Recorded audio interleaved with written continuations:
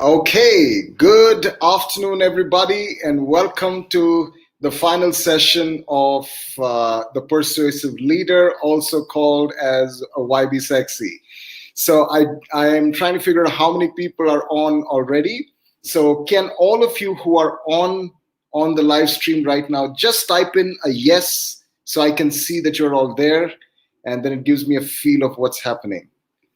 Is everybody there? Can you just type in a yes on the comments? And then we can get started.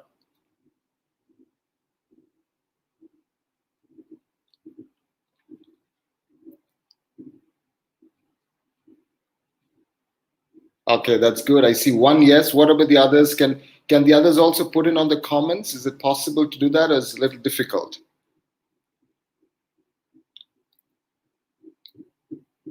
Because what I am going to do during the course of today or the next 2 hours is ask you a lot of questions, and I'm hoping that you all will be able to answer, because that's the way you will be able to learn better and faster. So if you can get onto your chat and just type in the word yes, I will know that there are people online. At this point. I'm not able to see how many are on.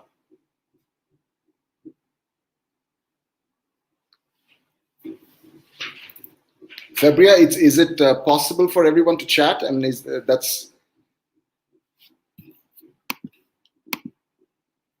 all right. That's good. That's good. Okay, so can we just right,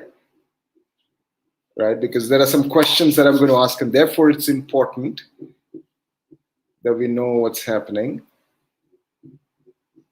How many people do we have online right now, Fabria?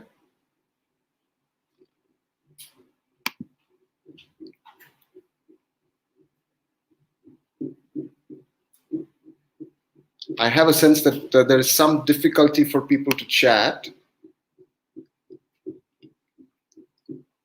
Okay. So should we be, okay, it looks like we have a few people, so maybe we will wait for a few minutes then before we start off.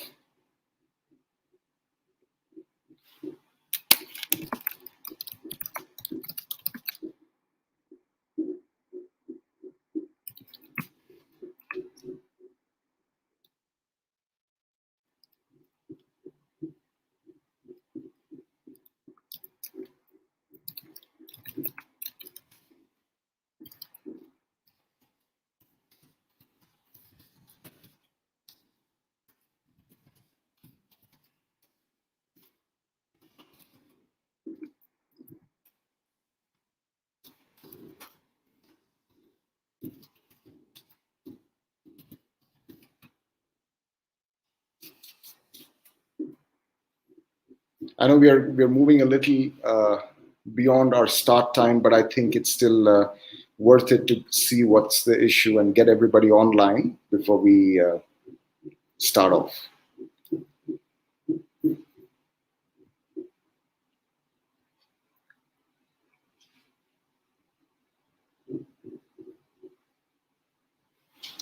And so even as you're coming on, if you can just type in a yes, I'm on, that'll give me the sense of, all right, can we start the session? Otherwise, there's no point starting.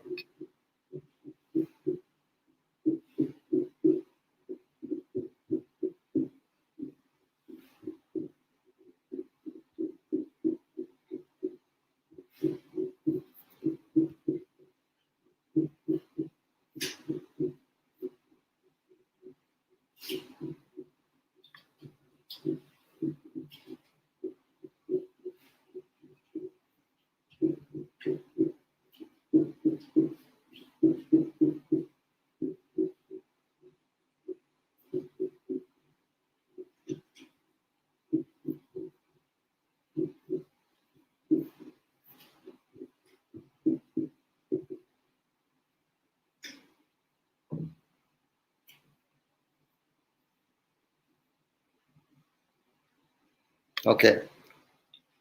Okay, that's good. So I can see some more people coming in. Hi, everybody. Good to see you all. I'm looking at the chat. That's good.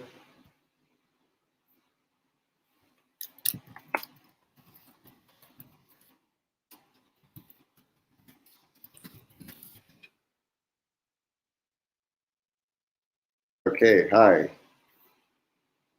Hi, everybody. Hi, that's good. Good to see everyone.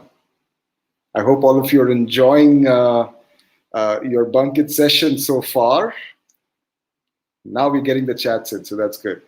Hi, I hope you're enjoying your Bunkit sessions. Can everybody also just hear me? Am I audible? Clear enough? Just want to do a quick check. Am I audible? Okay, right. So we're just waiting for maybe a couple minutes more so that we get in, the people can join in. And so I just wanted to also just check how's Bunkit going for everybody. You can just put it on the chat and let me know how has it been for the last. I think you've been around for about maybe 2-3 months now. So how has it been? Have you enjoyed it so far?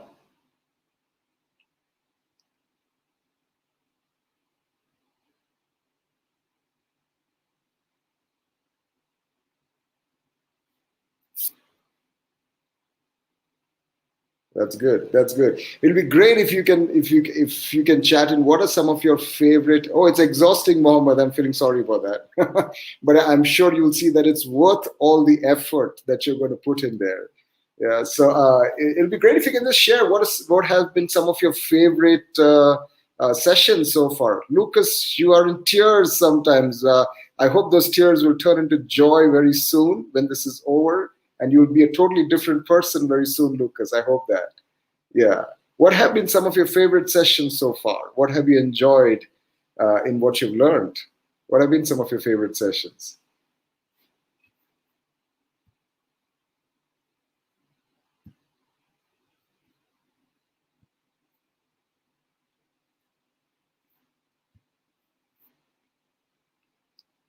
Which ones?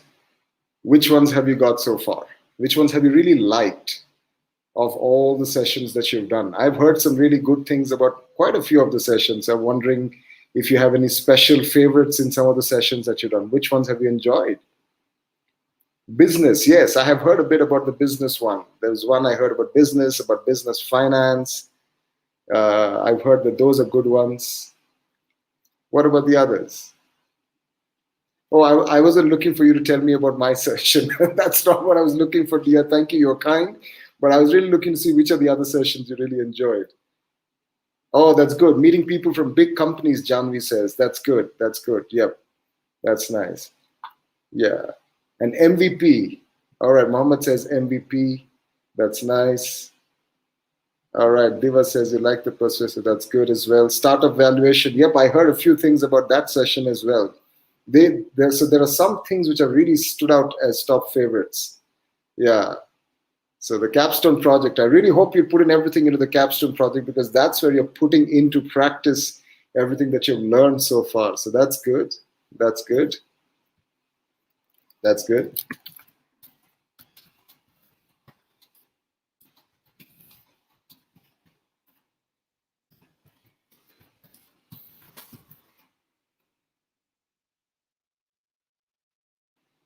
Startup valuation. Okay, so that's one. Yeah, I think it was done by an industry person, if I'm not mistaken. Okay. Yes, Zidney. Yes. Startup project, capstone project is exhausting. I do know that. Yeah. I agree, Mohammed. That's the most important thing to understand what you have gone through. Yes, that's true. Hey, by the way, some of your names are very familiar. So I'm thinking, did I do session 4 with you? Some of your names I can see as you're typing in. I do recognize, unless these are duplicate names, but I see many names that I'm recognizing. So if I've done session 4 with you, you're probably going to see some amount of repeat as well because I've done a recap of everything else. Personal branding you liked, Dhoni, that's good. That's a good. That's good. Yeah. Yeah. All right. Okay. Yeah. Right. That's nice. That's nice. Oh, you've been to Persuasive. Yeah, Rudy, I remember your name. We chatted before. Rudy Rahman, Persuasive Leader 4. So you're probably going to have some of a repeat for what I'm going to do today, Rudy. So it's up to you. You can stay online and maybe that repeat becomes more of a reiteration for you, or you can also choose to leave. Yeah, I mean, just to let you know. I want to set the expectation for you. Oh, Daifur, yeah, we met at Persuasive Leader 3, session 3. Okay, so this one is going to be different from there. That's good.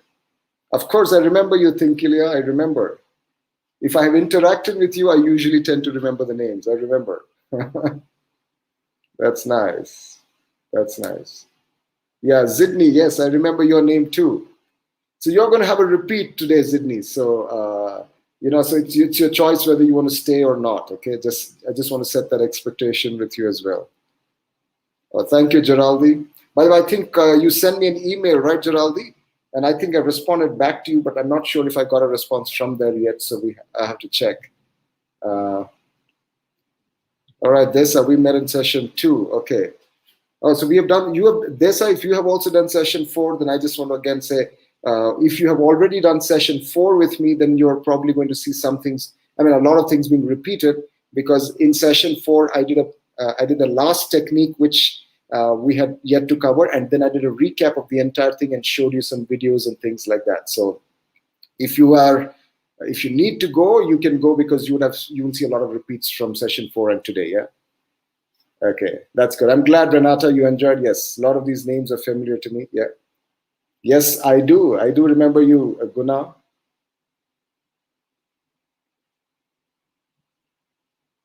Well, we have never met, but I have to figure out how to pronounce the name I and Made. I see so many people with that name Imade. I'm wondering if it's pronounced as Made or Made or Made. I'm not sure what the pronunciation is. I've seen many people with that name. Right. So unless now, if you are a different Imade, then I don't know. So that's right. Yeah.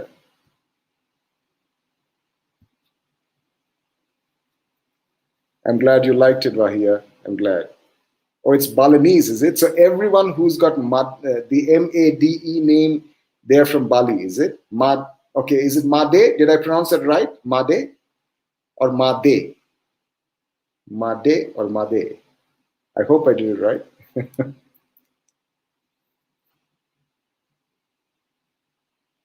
Uncle Ben Tariq. I like what you said, Uncle Ben. Okay, that's good. Yeah.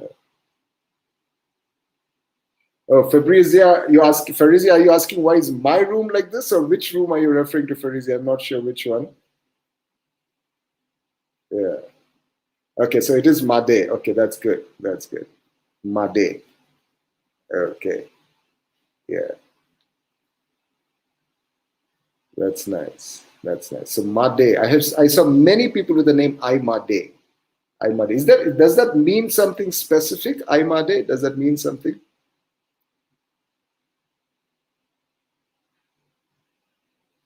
Well, Farizia, by the way, Farizia is asking, if you're asking me about the background, wine red is one of my favorite colors. I love that color. So this is my wall. So I just stand behind this wall and I teach you. So that's why the wall is always like, I can't change that. Just to let you know.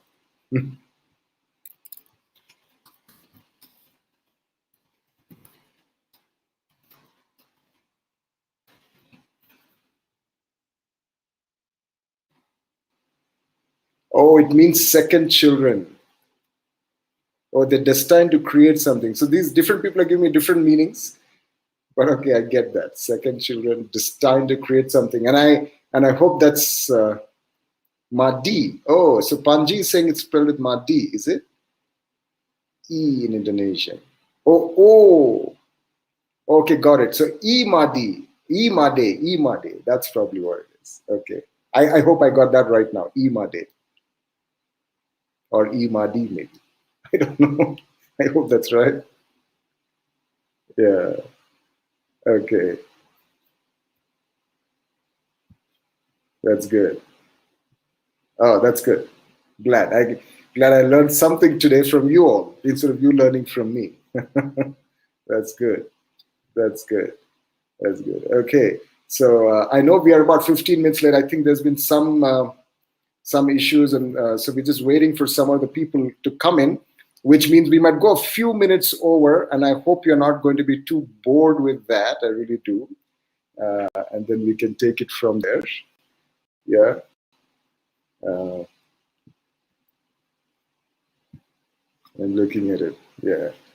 So how is the? So I mean, by the way, I know that most of you are still in college. Yeah. Hi, Zaki. I remember you. I remember you. Your name's very familiar. I think you were there in yesterday's class. I remember that. Yeah.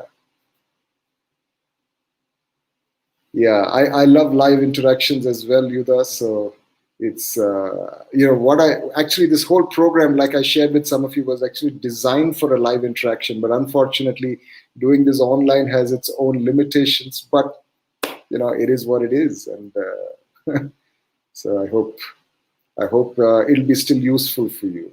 You know. So yeah. So I can see a lot of people are here again from the session fours I have done before. I hope you won't get bored, yeah? Because we are going to do some repeats. And I know I've said that a few times already but I can see new people joining in, and that's why I want to keep repeating that. Yeah. Hmm.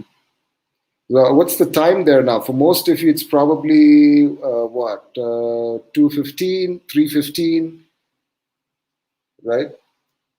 Yeah. Hi, Rehan. Nice seeing you. Nice seeing you. I think so. For most of you, it's between 2:15 and 3:15 there. Yeah. And I'm hoping you are not hungry because you're going to be here for about 2 hours at least. So I hope you're not hungry and tired and yawning as I'm teaching, okay? Yeah.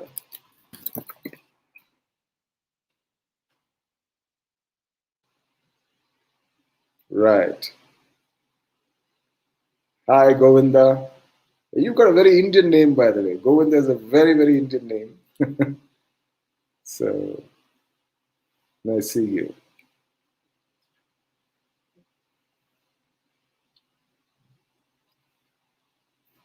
I'm glad you enjoyed, Zaki. I'm glad you enjoyed.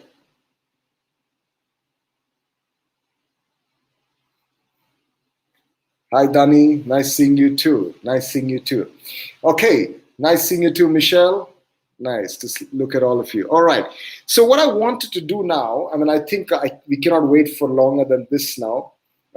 What I really wanted to do was get straight into the talk, okay? And we have some questions that some of you had asked, and so maybe I will start with those questions first, and then we will move into the rest of the program. Okay. So for those of you who have not done a live session with me, I just want to give a quick introduction. My name is Anson Ben, and I am the creator of this program, the Persuasive Leader, also called as YB Sexy. Okay. And today it's really my privilege to be able to get those opportunities wherever there's no facilitator to just come in and share with you a bit and interact with you live. I love doing that. So I count that as a privilege. So thank you for being here.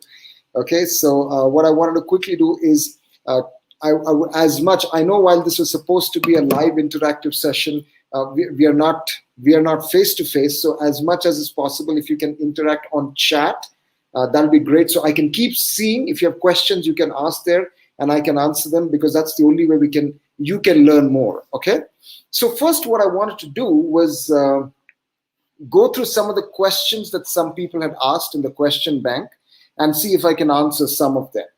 All right. So, by the way, one of the most common questions that I've seen across all batches is the question of what's the difference between persuasion and manipulation. Okay. Or in other words, what people are actually thinking is persuasion, when I'm persuading people, am I forcing them? Am I manipulating them? Now, that's a very good question that you asked. So let's actually try and get into the depth of this. Okay. So persuasion is not the same as forcing. You don't force anybody, because everybody has the choice. I mean, you have to give them the power of their choice, right? And persuaders do not force. They present their case in a very persuasive manner, and then leave the choice to with the listener. That's the biggest thing. Okay.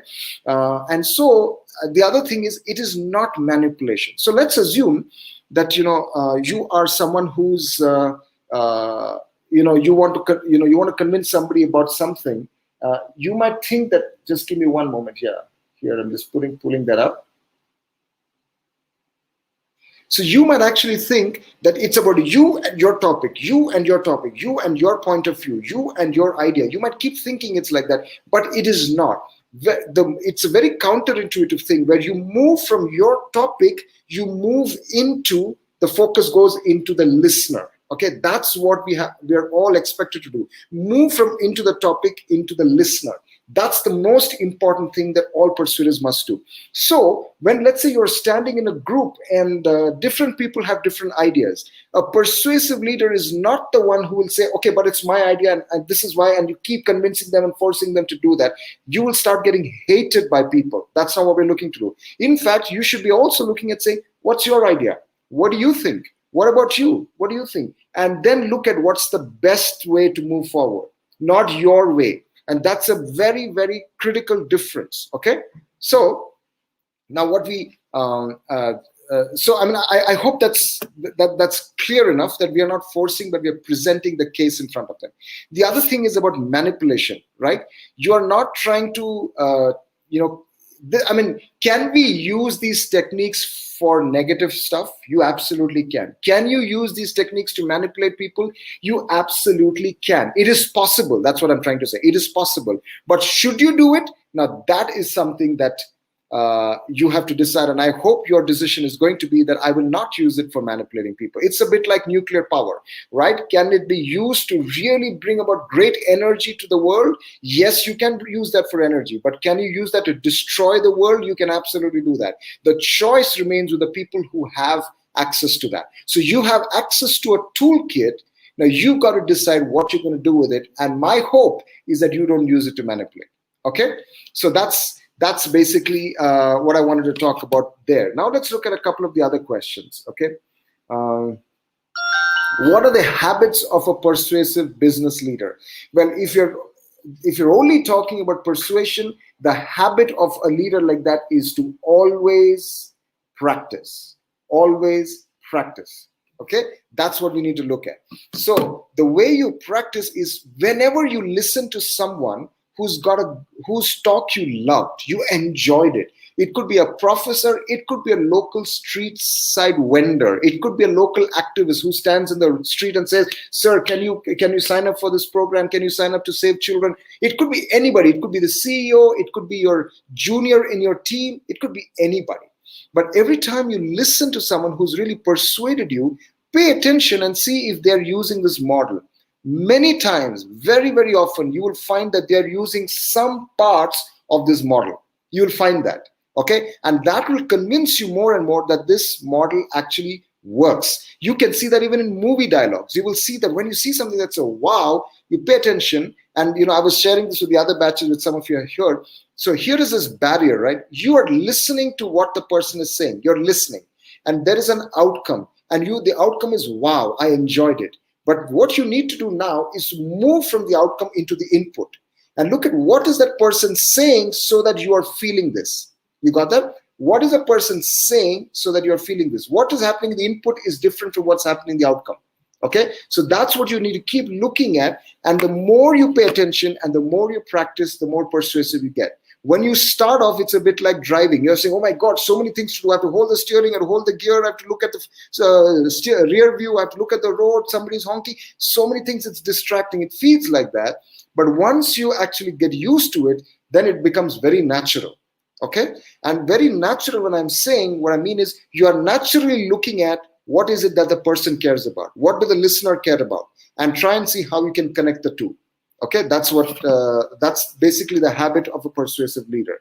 Now let's look at something else. Do leaders have to always persuade, or can it just also be collaboration? Yes. So I hope that answers your question from what I said before, because persuasive leaders are not people who force.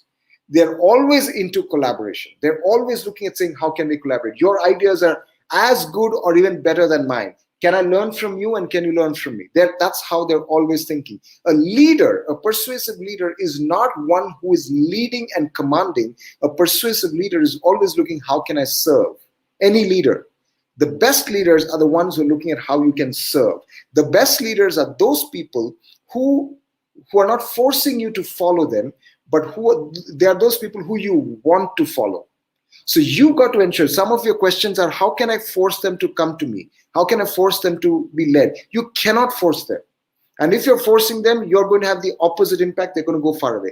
They have to feel like they want to do it. When will they want it? They will want it when they feel that you really care about them and you've got a cause which is bigger than yourself. It's not about you. If the cause or if the project is about you, then you can be assured that they're going to walk away from you.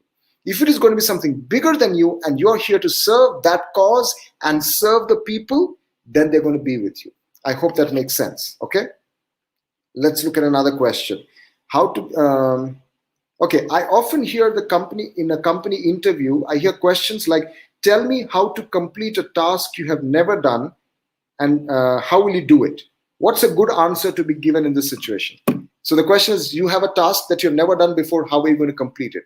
Now, I cannot answer that question for you because how you are going to complete a task which you have never done is very different from how I will do it.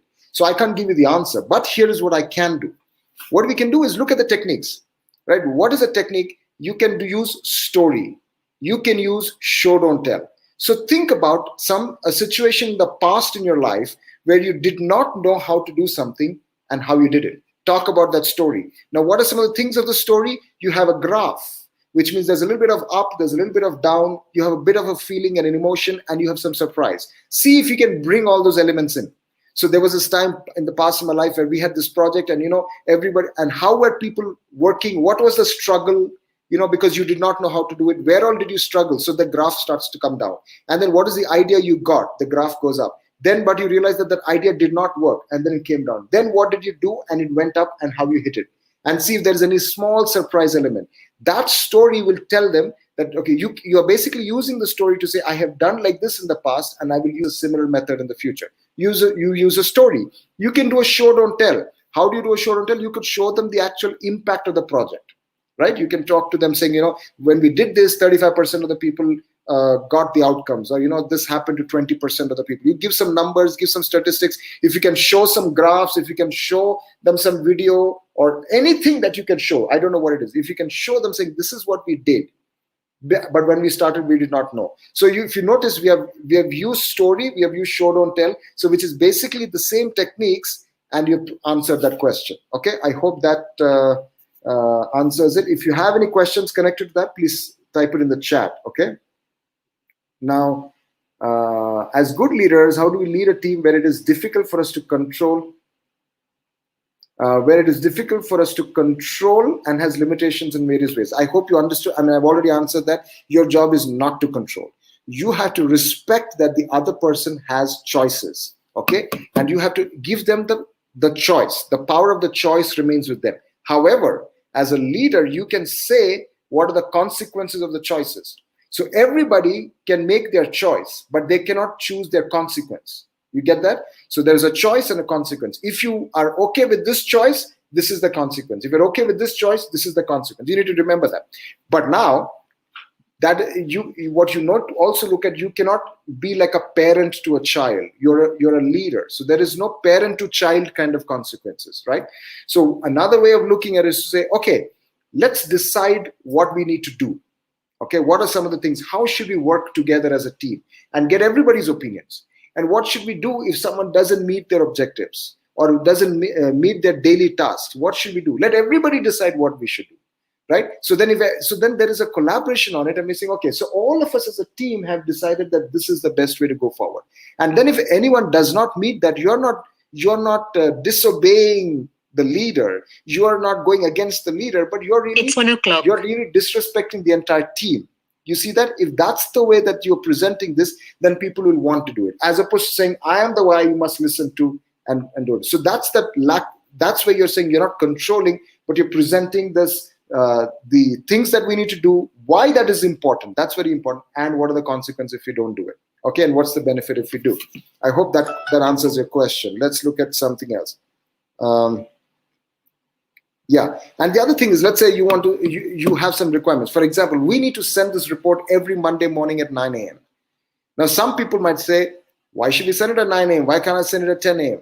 And that's a good question. You've got to answer that. That is probably not something that they're trying to do to go against you.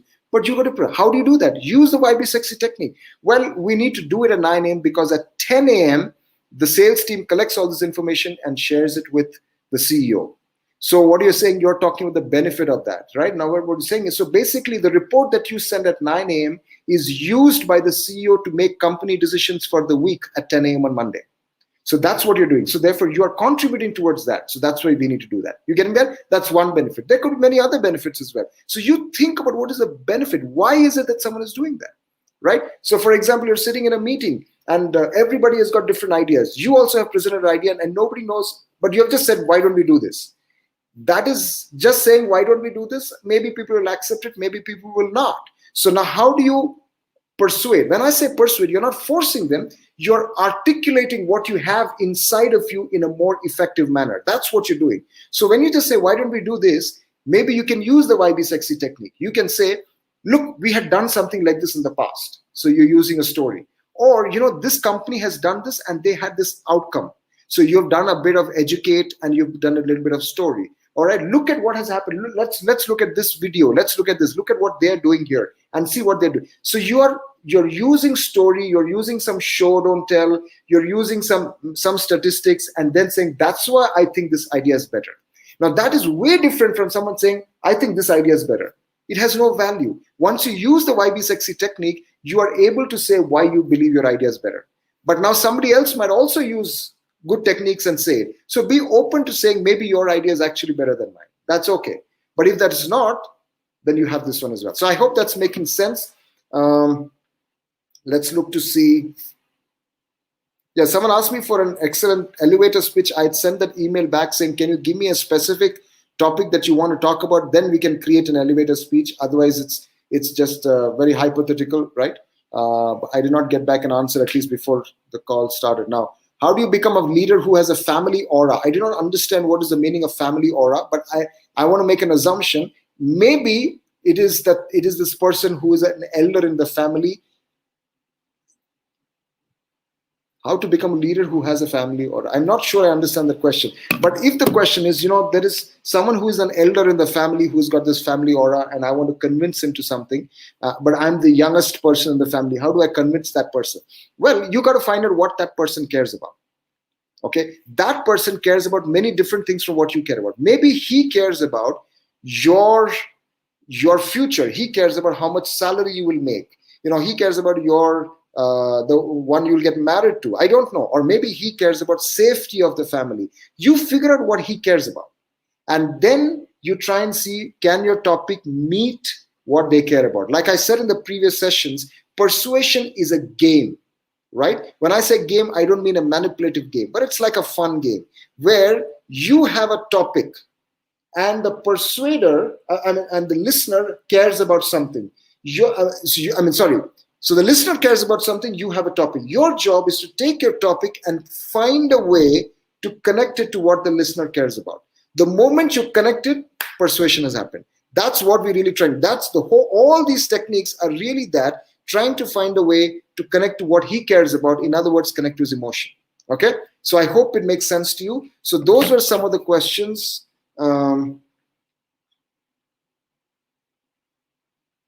How do you lead someone who underestimates our abilities? Well, I think it is about essentially trying to say, do we have a cause that's bigger, and do we care about the people? Okay, so there are people who don't trust you. They might not trust you, not because of you. They might not trust you because they've had leaders in the past that have let them down. So if they can, the whole question is, can they genuinely trust you, right? Trust you as a person and trust you in your capabilities. Now, a leader is not someone who has all the capabilities that the team requires. A good leader is someone who uses the capabilities of the team towards a bigger cause. So you should stand up and say, this is where I have capabilities. These are things I'm not good at, but these are the things which I think the people in the team are very good at. So can we all collaborate together to do something which is bigger than me, which is not about me, do this particular program? And the more they see that they really can trust you, the more that you genuinely care about them, okay, the more the relationship gets better. So the conversations and all of them should not always be about work. Take it outside work sometimes. Have coffee together. Go for a movie. Spend some time just chilling out and doing things where you're connecting at a personal level. Connection is very important. That's more important than persuasion. So I hope those things make sense. Those were some of the questions. If you have any more, you can type it a little later, and I'll see if I can answer that towards the end of this call. Okay. Now, what I want to do is quickly go through today's presentation. I want to first do a recap. Okay, the recap is across YB Sexy. So everybody on their chat, is everybody there on their chat? Okay, I'm going to start asking the questions. Please, everybody type in. All right. What is the phrase? The phrase is YB Sexy. I hope everybody knows that. YB Sexy. Can you type that in? YB Sexy. Can you type that in? Can you type that in? YB Sexy. That's the phrase. Everybody's got to remember that phrase. Can you type that? Just type it on the chat so we can see it.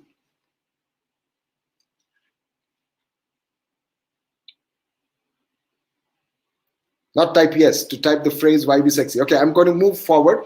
Yeah, so the first one is why. The first one is why. Okay, so what do we need to do when we're thinking about why? Oh, somebody has written, Fatwa, you've written everything.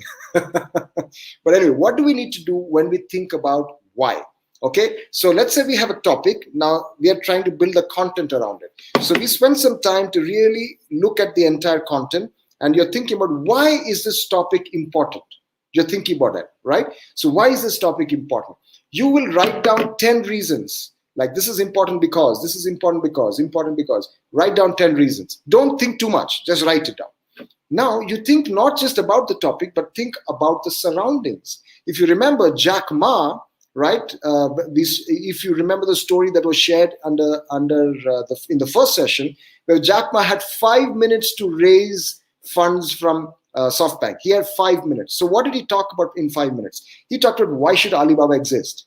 And he talked about the surroundings, how it impacts the small businesses, and why that will impact the families of the small businesses, why that will impact the Chinese economy, why that will impact the world economy. So he was not talking so much about Alibaba as much as he was talking about the surroundings. So when you're also writing the why, you got to write down the why, think about the topic, think about the surroundings, how it impacts the surroundings, and write all of them down. Okay, so that's the first thing. Now, we had learned something. We had learned that people always decide how. People always decide dash. Now, I know there's a 20-second lag at YouTube Live, or I think at least a 10-second lag, so I have to give it some time. People always decide dash. Can you type that? People always decide dash. Okay, very good, Libertad. People always decide emotionally. Yes, very good, very good, very good. And then they justify how. They justify how.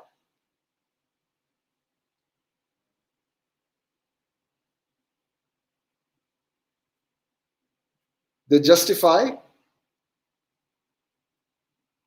justify rationally. They justify rationally. Okay, that's very important. No, people always decide emotionally and they justify rationally. Okay, so therefore our job is to find the emotional connect. Remember that. That's our job. Okay, it's not that we don't use logic, but we need to find what's the emotional connect. So when we are writing down these 10 reasons of why is this topic important, as we are writing that, you will write down reasons. Without thinking too much, you will think about the topic, you will think about the surrounding areas, write down the why for all of that.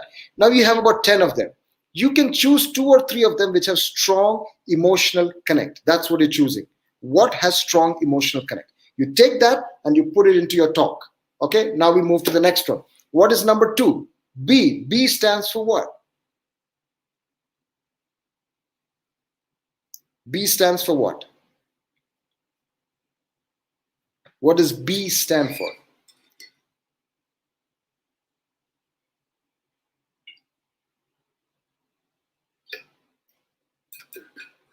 That's very good. So some of you have written it stands for benefit, but it's not just benefits. It is benefits. Very good. It's benefits, then features. That's what B stands for. Benefits, then features. Okay. So now the question is, what's the difference between a benefit and a feature? What is the difference between a benefit and a feature?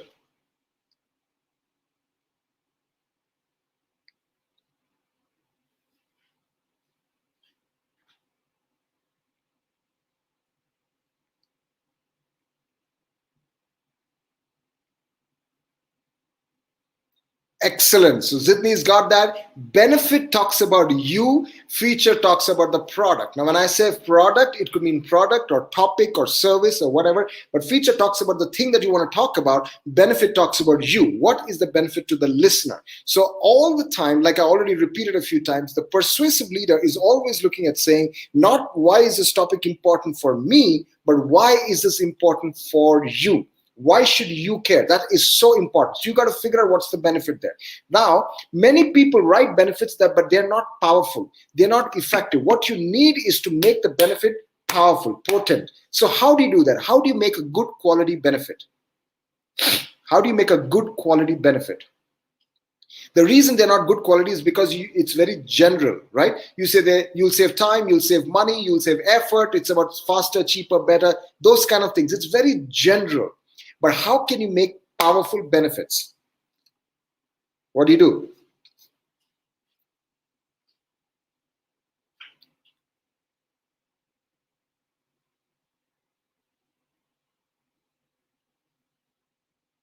Yes, there is some time lag. Yes, that's right, Sydney. There is some time lag, and that's why I have to wait for you to come. So talk about why they care. Yes, but how do you create it? I mean, so there is a way to do that which we learned. Very good. Libertad said that very nicely. So find the benefit of the benefit. So you take the feature and ask the question, what is the benefit of this feature? Then you ask the question, what is the benefit of that benefit? And what is the benefit of that benefit? So you keep doing that. And that's right. So all of you are writing well. The benefit must answer the problem of the user. So you've got to figure out, it must either be the problem, it can either be a problem of the user, or it can be a desire of the user. So remember that as well, okay? So for example, let's say, like the example we shared in class, let's assume that your car has 15 kilometers per liter. You want to sell a car which has 15 kilometers per liter. And the person who is coming to buy the car, he has a car which has 10 kilometers per liter. Now he's looking to buy a bigger car, right? So what is 15 kilometers per liter? Is it a feature or a benefit? It's a feature. So how do you convert that into a benefit? You got to ask the question, what is the benefit of the feature? So the benefit of the feature is what? It is save money. But that is a very weak benefit because it's general. General benefits are weak. Powerful benefits are specific to the user, to the listener, or to the group of people. It's very specific. So now you can ask the question, okay, what do you do on your weekends?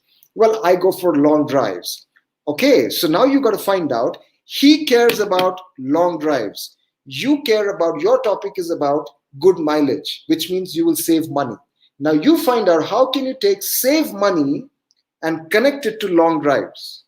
Connect save money to long drives. That's your job. That's the game as you're speaking there. You get that? Find save money to long drives. So, you could essentially say something like, well, with the money that you save in the mileage, you can actually put that into your long drive. In a sense, you will get one free long drive, one free weekend drive every month. Now, I just want to say something. You must only say it if it actually is a free weekend drive every month. So you will obviously need to do a little bit of calculation in your head and talk with him about it. All right. So if it is not that, don't say it. So don't lie about it. Okay. So I hope that is very clear anyways. So now you're saying, so with this car, you're actually, the money that you're saving gives you one free weekend drive a month. Is that worth it? For him, it might be worth it. But let's take another person. He doesn't care about weekend drives. What does he care about? He cares about a higher prestige car. So when he cares about a higher prestige car, then you can't talk to him about long drives. So you could say, with the money that you're saving in the mileage, you can put it into the EMI of the car. So in essence, you're getting a higher prestige car for your family without any extra outcome in the month, many extra expense in the month. So something like that. Again, you have to ensure it's truthful. So you're seeing that you are trying to figure out, how is 15 kilometers per liter, which is saving money, how is saving money a benefit for you, and how is it for you, and how is it for this group? So that's what you're trying to figure out there, okay? And that's when persuasion happens. So that's number 2. What's number 3? What's number 3? S. S stands for what? S stands for what? What does S stand for?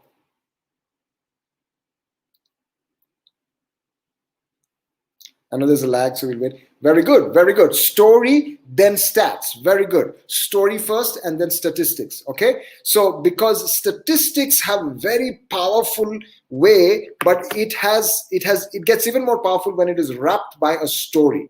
Okay, so story and then stats. Okay, now here we learn something. We learn that that logic leads to dash, emotion leads to dash. What was it? Logic leads to dash, emotion leads to dash. Logic leads to dash, emotion leads to dash. What was that?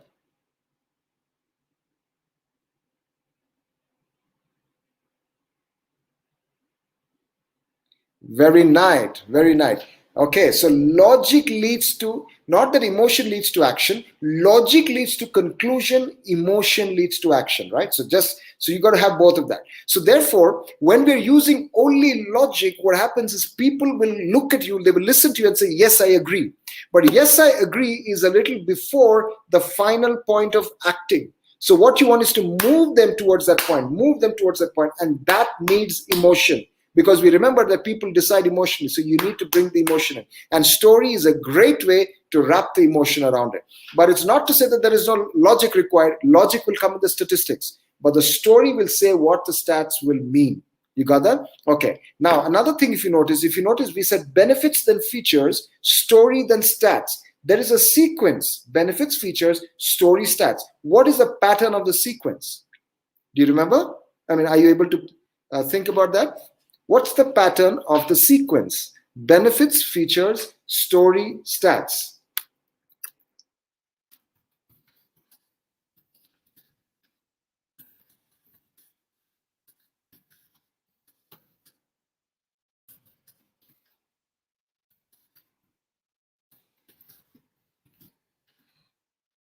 Okay, let's see what it's saying.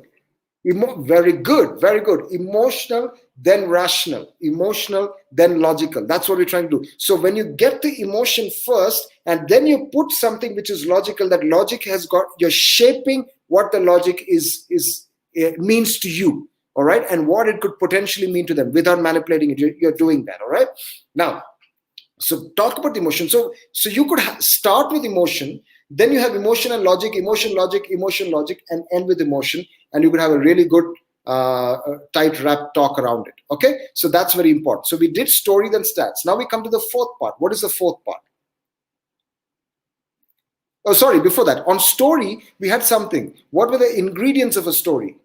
What are the ingredients of a story?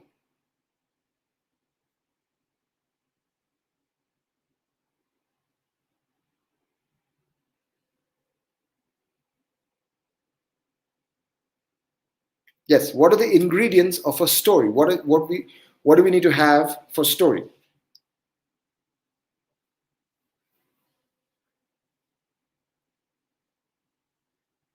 Very nice. Feelings, nuances, and surprise. I think when you understand what we mean by feelings, means you have to have some emotion in it. You don't have to like cry or laugh loud. It doesn't, but there has to be some movement in the emotion. Okay, that's very important. So feelings, nuances, and surprise. I think you understand feelings, you understand surprise. Now nuances means what? They mean the small details where you're able to get transported from within your world into where the story is and see the story happen live in front of you. What should happen? Yeah. So if you have good nuances, what it does is if you don't have good nuances, then it's like a buffering video. Tuck, tuck, tuck, tuck, tuck. It goes. It doesn't feel good. But if the nuances are good, it flows like a smooth video.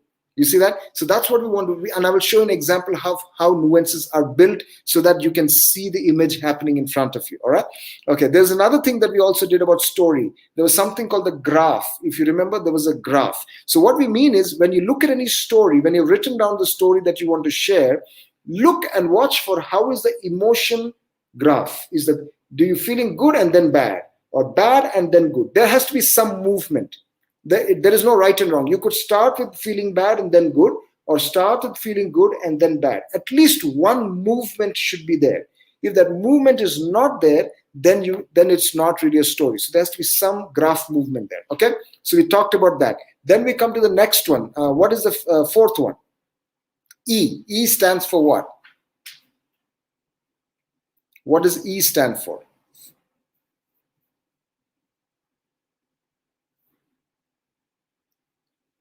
What does E stand for?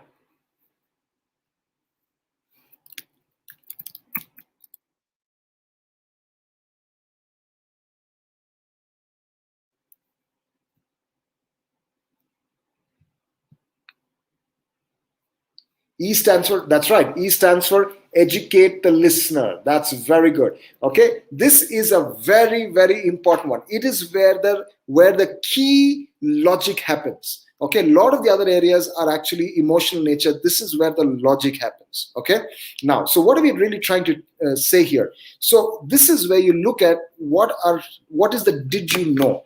What do I mean by did you know? Okay, what do I mean by that? So when I say did you know, what I really mean is, think about how you talk to a friend. You say, hey, did you know what happened there? Did you know what happened in the classroom? Did you know what happened with that couple there? Hey, did you know who won the match? So there's a did you know. What is did you know? It's like something that's interesting, that's exciting, that's relevant, and that is easy to share. Okay, so when I say you got to find out the did you know, you have to find something which is interesting, which is relevant, and which is easy to share. Easy to share for whom? Not for you as a speaker, but for the listener. So you have to say something which the listener can share with somebody else.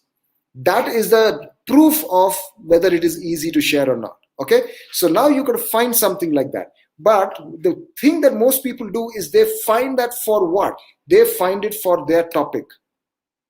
But what you could do actually, which helps you really persuade, is go a level higher. Go to the surroundings and find interesting did you knows around that. Okay? Around the surroundings, and then connect that back to the core topic. That's what you need to do. So let's do an example, right? Let's say you are actually wanting to sell shoes. Okay? And if you're wanting to sell shoes, and let's say I would go to 9 shoe shops. 9 shops, okay, out of 10. I've decided I'll go to 10 shops and I will choose one from there. And 9 of the shops will actually give you almost the same way. If you were going to sell the shoe, what will you talk? What will you say about the shoe? How will you sell it? I mean, you don't have to, just naturally, what would you do? What would be the natural thing to do when you have to sell it?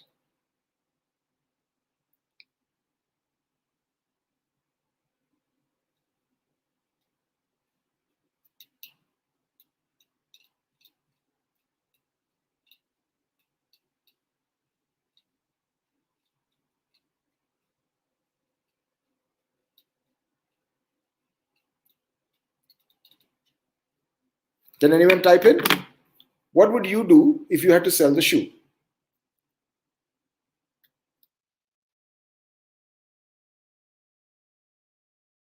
The shoe matches with you, okay? Or you could talk about the fit, yeah, the comfort. You could talk about the color, right? You might talk about the discount. So these are all the things that you're actually talking about when you're talking about the shoe. But if you notice, all of these things are about the shoe. Now, Deva says that I will say some interesting fact about the shoe. You could do that, okay? You could do that as well. But now what you could also do is see if you can actually go a level higher. Now, when Deva says interesting fact, you could either say interesting fact about this shoe or interesting facts about shoes in general. Now, that is one level higher, okay? Now, what you could do is think about what is a level higher from the shoe. You can talk about, feet, or you could talk about fashion, or you could talk about footwear in general. So you have 3 levels. Choose any one. Let's say you choose the feet. Now you take the feet and then you ask the question, what is the did you know of it? What is something interesting and relevant on the feet? Now you have Google, so you can go onto Google and write down all the things. I mean, find out interesting things. You might take, I don't know, half an hour, maybe an hour, whatever. You will get, let's say, 25 things. Now you have to figure out which of these things you can actually connect more back to the shoe. Which of this can you connect back to the shoe? So, and that is what you put. So let's say you'll find out that, and that is what, let's say, this 10 shopkeeper does. You go to 9 shops, you will find they all say the same things. The shoe is good, it is comfortable, it's good color, it's good leather, it's good fabric, it is good discount, all of those things. Everything is about the shoe. But let's say you go to the 10th shoe and they say, ma'am, do you know your feet? has 214,000 nerve endings. And each of these nerve endings are connected to different parts of your body. So if these nerve endings are taken good care of, then the organs of your body and different parts of your body are also well maintained. So whichever shoe you buy, please ensure that the bottom of the shoe is designed in a way that it takes care of the nerve endings of your feet. You can choose this shoe or you can choose anything else, but this one will ensure that your nerve endings are taken care of. And look at the color, the fit, and then you can talk about all of that. So you see there is a difference in the way, and you also notice this person is not forcing. He's saying you can choose from anywhere, but let me talk to you about your feet. And when you choose, pay attention that it does something for your feet. You're giving them some value. You're not just taking money from them. You're giving them some value, some information, which is not about the shoe, but which is about the feet, and then connecting it back to the shoe. All right. That is what persuasion is. So whenever you're trying to look for educate, you have to look at the surrounding. Okay. Look at the surrounding and then figure out what is interesting information about that and connect that back to the core. Okay, I hope you got that. Then we come to the next one. What is the next one? C. What does C stand for? What does C stand for?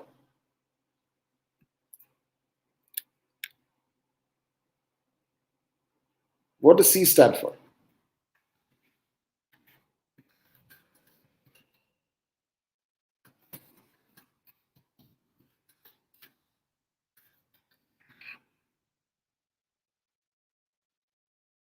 Very good. So C stands for compare.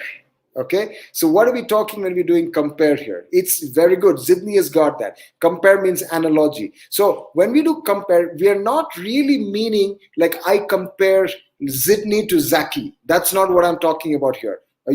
So you could do those comparisons, but that is not what we are referring to here. Or a before and after. That is also comparison, but that's not what we're referring to. What we mean specifically is an analogy. When you're trying to explain something, increase the intensity of something, then you want to use an analogy. Okay, so we've already used that and we'll show you some examples later. Now let's move to the next one, which is S, the last S. What does that stand for? That stands for show, then tell, right? Everybody knows that. I just want to see if everybody gets that.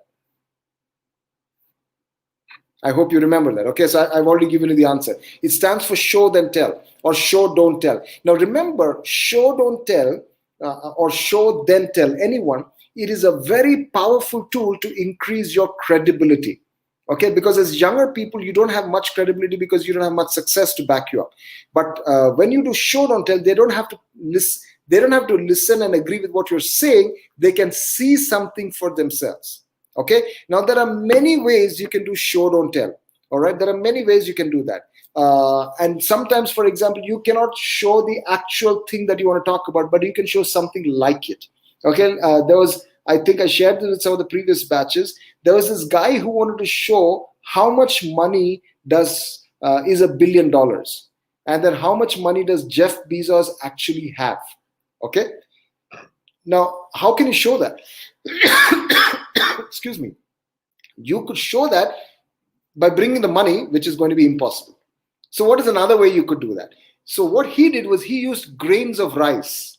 Okay, and he said each grain of rice is like $100,000, which means if you have like 3 grains of rice, just 3 grains of rice, you can buy a Ferrari or one of the most expensive cars in the world. Okay, so he's saying that's how much each grain of rice is. Now let's see how much is $100,000. I mean, how much is $1 million, $1 billion, and how much money Jeff Bezos has. Okay, let me show you that video, then you will get an idea. Okay.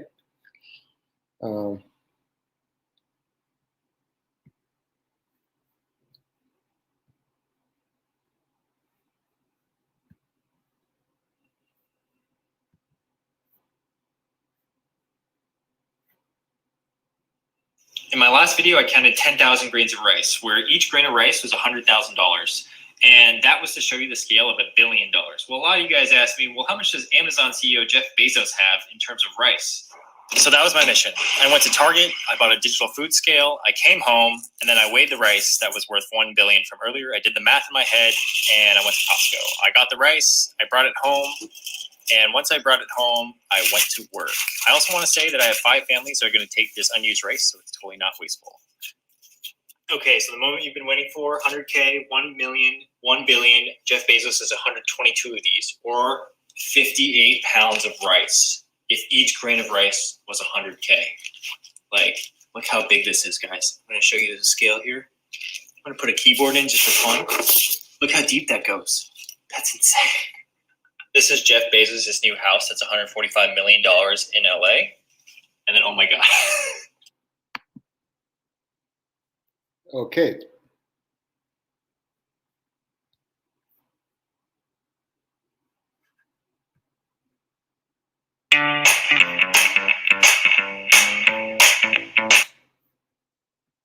Okay, I hope you saw that and you got a feel of what we are talking about when we really say show don't tell. He used rice. Okay, rice was his main thing. So you see that there are many ways you can actually figure out what's the way I can actually make this more interesting. So you got to figure that one out. Okay, now I want to actually get to the last part, which is entry and then exit. Okay, let me share that screen quickly. So entry and exit. So what do I mean by entry and exit? What do you think entry and exit actually means?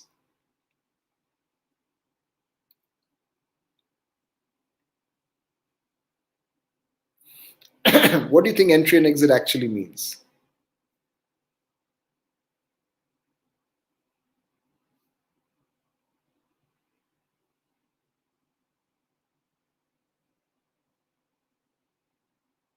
Very good.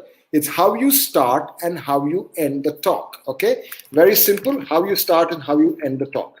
Okay, so basically when we're talking about this, when you talk about entry, what you're trying to say is why should they give you their attention for the next few minutes? That's what the focus of our entry should be. Exit is why should they remember you after you leave, or what part of your talk should they remember after you leave? They won't be able to remember everything. What's the 1 or 2 important things they must remember? Okay, now I want to say something important here. Entry, or when you're saying why should they listen and pay attention, it is not the same as clickbait. Okay, when we say clickbait, what it really means is people.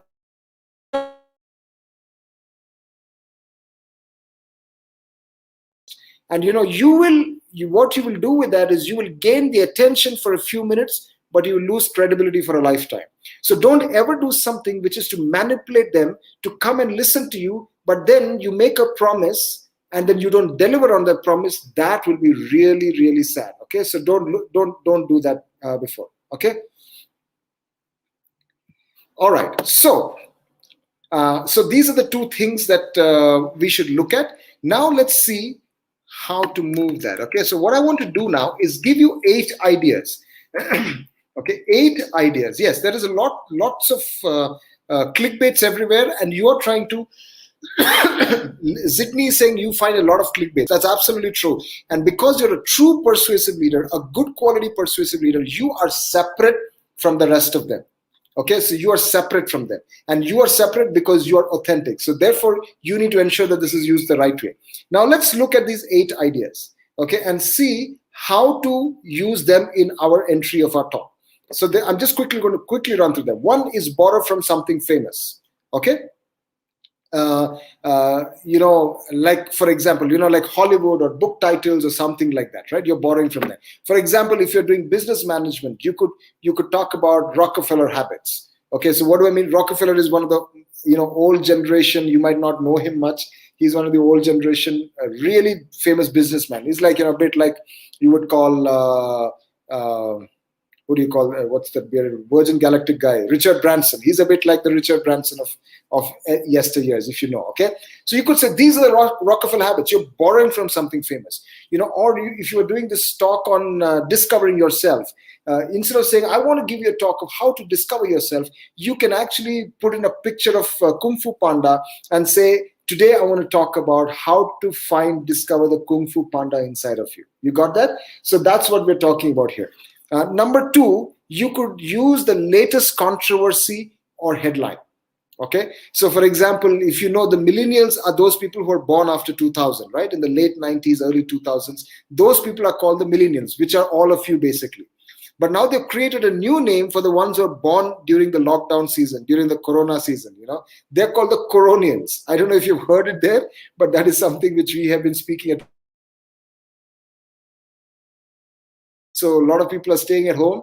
More babies are born. All those babies are called the coronials. What are we actually doing? You're borrowing from corona. You're borrowing from a headline or a latest controversy or latest issue, right? So that's one way of looking at it. The other one is asking a question, because it triggers curiosity. The moment you ask a question, it makes the people think and it makes them engage. For example, where in your house is bacteria hiding? If you want to do something about house cleanliness, where is it hiding? You start with that question. Right? The other one is you provide a gain or you take away a pain, right? One thing is to say, why is this drink good for you? That is an okay way. But if you could say 3 ways to improve vitality, and hoping that the drink actually improves vitality, and then you talk about this drink, it has a better gain for the person. You start like that. You see that? Okay. The other one is shock. This professor is not good. How to prevent your students from saying that? Okay, that's shock. Images, story, humor, all of these are ways for us to connect with the people. Okay, all right. So what I want you to do is, if you can take a screenshot of this image right now, just take a screenshot, okay, and then because I'm going to show you some videos, and I want you to tell me which of these ideas are being used in those videos. Okay, so I will not come back to the screen after that. So please take a screenshot of this. And I hope you have done that.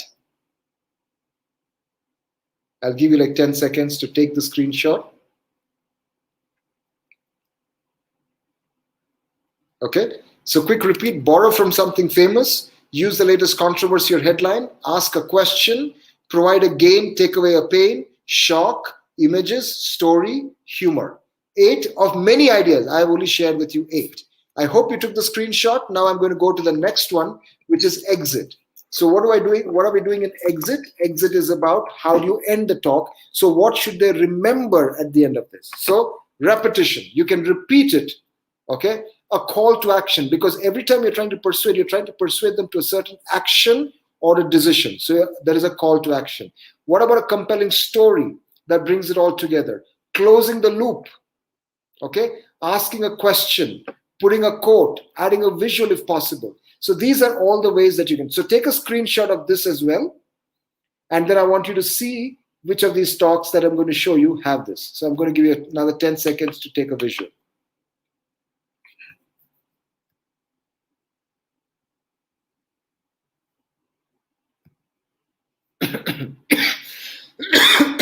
Okay, I hope you did that. So many years ago, I had done a consulting assignment sometime back, where my job was to find out what are the key problems of this company. That was my job, to find that out. So I did that the whole thing, and I came to do the final presentation. The CEO is there, all the senior executives are there, and we're sitting there. And now I could stand up and I could say, here are the 5 things that we found as problems in the company. We could do that, but that's a little boring. So we figured out what's the way to start this. So we talked about Burning Man. Now, some of you I've noticed don't know about Burning Man, but Burning Man is like TED, but it's a little bit like a hippie culture, right? So it's a lot of the influentials and the thinkers and the artists, all these kind of people, they gather in a desert in Las Vegas for a few days, and they stay there. Like, they put their tent and, a camp and, all kinds of things.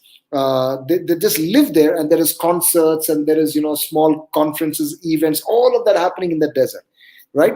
So what we did was we asked the question, how many of you, this is how we started. Nothing, we just come and stand up in the front and ask the question, how many of you have been to Burning Man? So some people raise their hands, they say, I've not been, but I want to go there, and things like that. They will ask that question. Then we say, okay, so here is, by the way, this was an installation that was done in the 2015 Burning Man. Okay, this was an art installation done by Alexander Milov. I think this is pretty self-explanatory. We know that inside of us, This is saying that inside of us there is a part that really wants to meet with people, that wants to connect with people, but there is the ego side of us where that is not happening. We don't want to. We want to stay separate. This, by the way, is the biggest problem in our organization today. We found out that most of the people, they want to collaborate. They're all talking about collaboration, but nobody is collaborating. And if we take care of this problem, this is one of the biggest issues. And if we take care of this problem of collaboration, we will ensure that 40% of all the issues in the company are taken care of. And that's how we started. Okay, so you see, that's very different from standing here and saying, here are the 5 things that I want to talk to you about the problems that the company has today. It's a little boring. So what I'm trying to do is every time, once you've got your talk, then you got to sit down and figure out what's the best way to start this and use one of those 8 ideas there. Okay, now here is another slide. Okay. Here is a slide that was done by an engineering team for their final year presentation. Now, I have seen hundreds of presentations of engineering students, hundreds of them. Okay, they're all very similar. They're all like this. Very boring. Now look at this, read this and tell me. Development and implementation of access control mechanism for outsourced data on the cloud. By the time you reach the end of the sentence, you forget what is there at the start. It's so complicated, right? And you can lose people and their attention immediately if you're going to do something like that. So now the question is, what is this actually talking about? If you notice, he's actually talking about some kind of security for cloud data that is on the cloud. So if you're storing data on the cloud, how can you ensure that there is security so that the data is not stolen? That's what he's trying to talk about. So now I want to ask you, how can you make this better using the techniques that we have already shared with you? Okay, so I want you to think of that. We will come back to the slide, but first I want to go back and I want to show you some of the videos of the top TED videos. Let me show you some of the top most popular TED videos. I will show you between 30 to 90 seconds of each of those videos. Okay, and what I want you to do is listen to those 30 to 90 seconds and tell me what are the ideas from the entry slide. You see from this slide. Look at the slide and tell me what are the ideas from here that they're using in their initial part of the talk. And remember, these are very popular. So they're using these techniques anyways. So you got to tell me that. You got that? I'm going to show you between 30 and 90 seconds. Okay, so let's start now.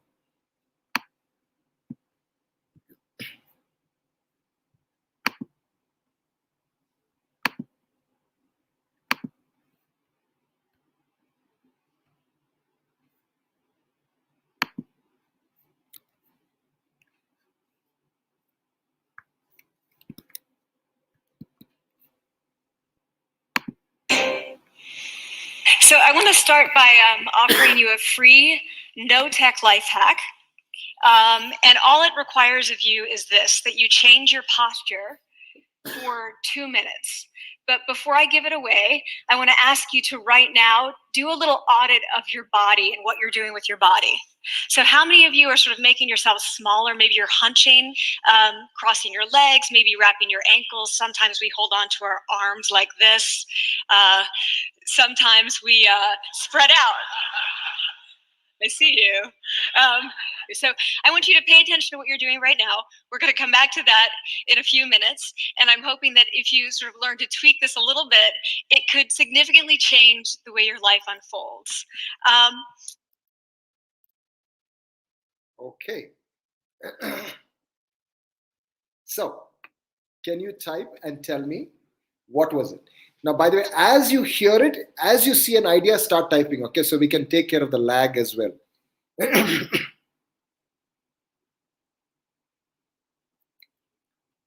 Very good, Govinda. There is a clear provide of a gain. But there was something else. There was one more.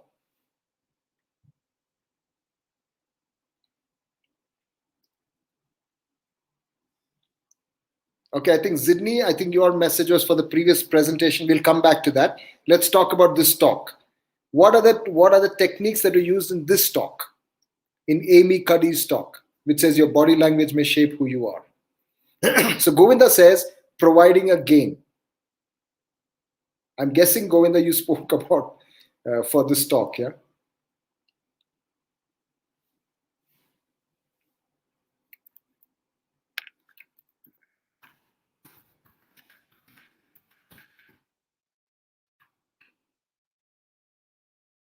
Okay,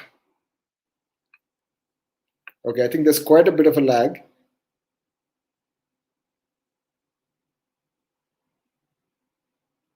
Because I think what I'm seeing right now on screen is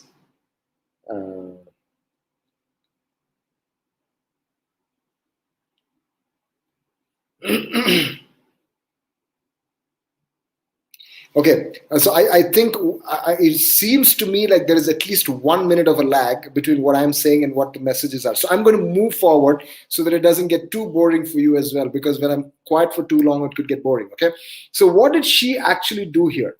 She actually used two things here. Okay, she actually offered a gain and she asked a question. What was the gain that she offered? She actually said, I want to give you a free no tech life hack. Okay.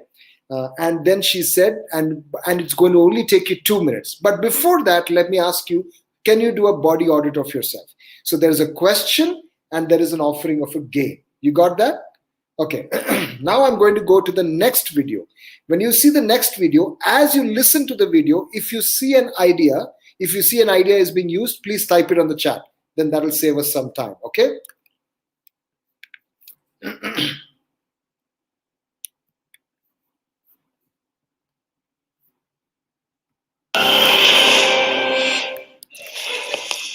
So I'll start with this. A couple of years ago, an event planner called me because I was going to do a speaking event. And she called and she said, I'm really struggling with how to write about you on the little flyer.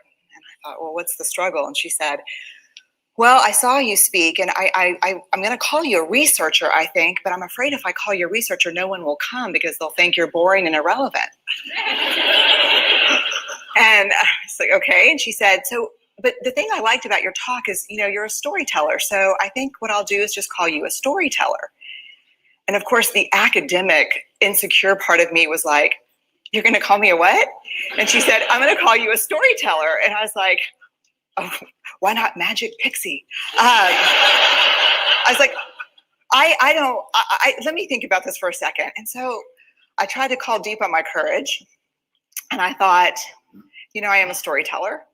I'm a qualitative researcher. I collect stories. That's what I do. And maybe stories are just data with a soul, and maybe I'm just a storyteller. So I said, you know what? Why don't you just say I'm a researcher storyteller? And she went, there's no such thing. So I'm a researcher storyteller. And I'm going to talk to you today. We're talking about expanding perception. And so I want to talk to you and tell some stories about a piece of my. Okay. All right. So let's see. I don't know. Yes, I think now the lag is a little lesser. There is a story and there is humor. Very clearly, there is a story said by this person and there was humor. Okay. And what happens in this humor? I want you to pay attention. And this humor is not just normal humor. It's a self-deprecating humor where you kind of make fun of yourself. And because usually when people come up on stage, there is a higher image of them. So when they make fun, and they bring themselves to the same level as the people who are listening. So what happens? People tend to like them. And we tend to agree with people that we like. It's easier to agree with people that we like than with people that we dislike. Okay, so when you do something like humor and self-deprecating, you're making it easier for them to agree with you. Okay, so I hope that makes sense. Now let's go to the next one.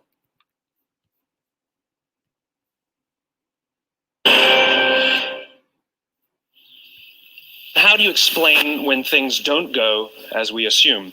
Or better, how do you explain when others are able to achieve things that seem to defy all of the assumptions? For example, why is Apple so innovative? Year after year after year after year, they're more innovative than all their competition. And yet they're just a computer company. They're just like everyone else. They have the same access to the same talent, the same agencies, the same consultants, the same media. Then why is it that they seem to have something different? Why is it that Martin Luther King led the civil rights movement? He wasn't the only man who suffered in a pre-civil rights America, and he certainly wasn't the only great orator of the day. Why him? And why is it that the Wright brothers were able to figure out controlled powered manned flight when there were certainly other teams who were better qualified, better funded? and they didn't achieve powered man flight, and the Wright brothers beat them to it. There's something else at play here. About 3.5 years ago, I made a discovery, and this discovery profoundly changed my view on how I thought the world worked, and it even profoundly changed the way in which I operate in it. As it turns out, there's a pattern. As it turns out, all the great and inspiring leaders and organizations in the world, whether it's Apple or Martin Luther King or the Wright brothers, they all think, act, and communicate the exact same way, and it's the complete opposite to everyone else. All I did was codify it. And it's probably the world's simplest idea. I call it the golden circle.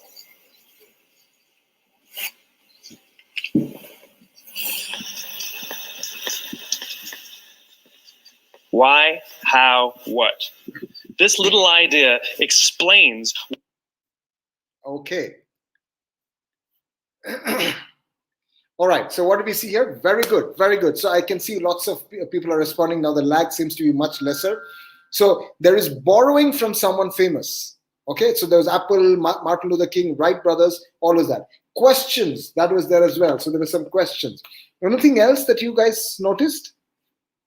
There was anything else? Very good. Yuda has said that. There is image, right? It's a very simple, it's no tech. It's an image that you see there, right? So that was also there, right? So that was something. Then what was it? There was, if you notice, there was a very subtle offering of a game, very subtle offering of a game, right? Where you're saying that I am going to show you how they inspired, how leaders inspire. In other words, if you listen now, you will also learn how to inspire people, and we all want to inspire. So there's a very subtle offering of a game. All right. Now let's look at another one.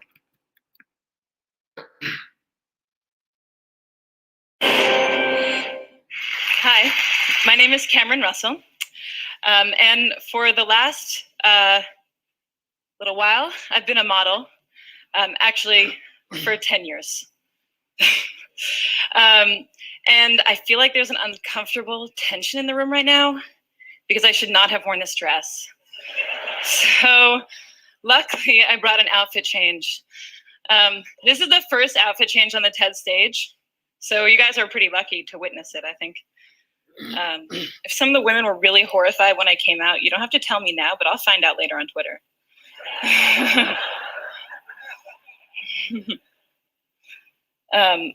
I'd also note that I'm quite privileged to be able to transform what you think of me in a very brief 10 seconds. Not everybody gets to do that. These heels are very uncomfortable, so good thing I wasn't going to wear them. The worst part is putting this sweater over my head because that's when you'll laugh at me, so don't do anything while it's over my head. All right. So why did I do that? That was awkward. Well, hopefully not as awkward as that picture. Image is powerful, but also image is superficial. Okay, okay. So what was done here? Okay, very nice. Actually, so Yuda has actually picked up. So there is a lot of things here. You look at there are images, and there is some people are saying there's a humor. Yes, there was some humor when she talked about Twitter, but the rest of the humor, okay, where she laughed a little and where the others laughed, was not really humor. It was her being nervous. If you notice, she's not such a great speaker either. And that is an important thing for you to pay attention to. You don't have to be a charismatic speaker for you to really persuade, right? You just very gently use the model. And when you use the model, you will have presented your case in a persuasive way. That's what you need to look for, okay? Now, some of you are saying that there is a shock.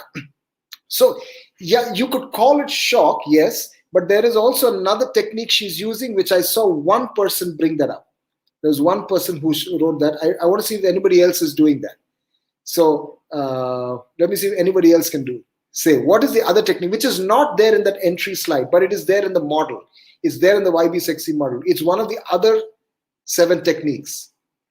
YB, SECS, it's one of that.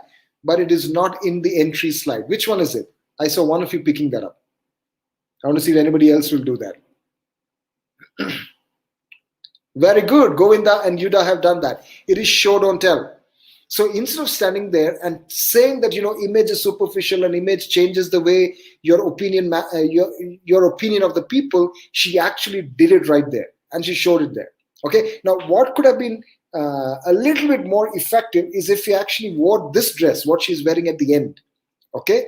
That dress, if she wore first and then she changed to the more, the red shoe and the shorter dress, then you can see the stark difference. But what happens is if you have the gearing image of the, let's say the high heel red shoes, and then you cover it, that the previous image remains with you for a little longer. I mean, I hope you get what I'm saying. That's the psychology. But anyways, what she wanted to do really was to show you how in a few seconds your opinion of the person can change. All right. So there was a show, don't tell.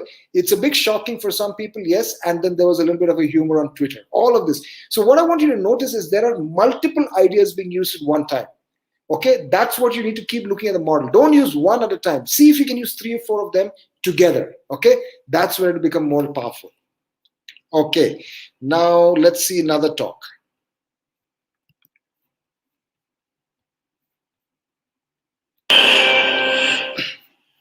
Okay, now I don't want to alarm anybody in this room, but it's just come to my attention that the person to your right is a liar.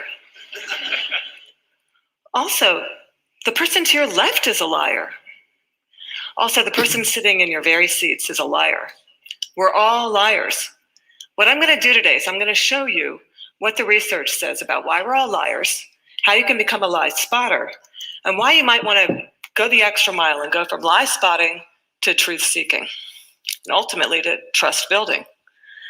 Now, okay, that was just 37 seconds. What did she use here? What did she use here?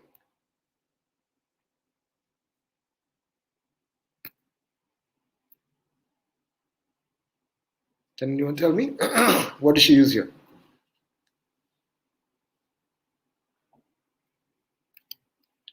Very good, Libertad. There was shock here. This is what we mean by shock. So when we say shock, what we're trying to say is it seems negative at the start, but then it finally turns into positive. So that negative kind of gets the attention, and then you're moving it into positive. And that negative is not a lie, actually. It's not something that you're manipulating with. It is connected very nicely to the talk. All right? So this is how they use shock. Now let me show you one more, and then we move. All right?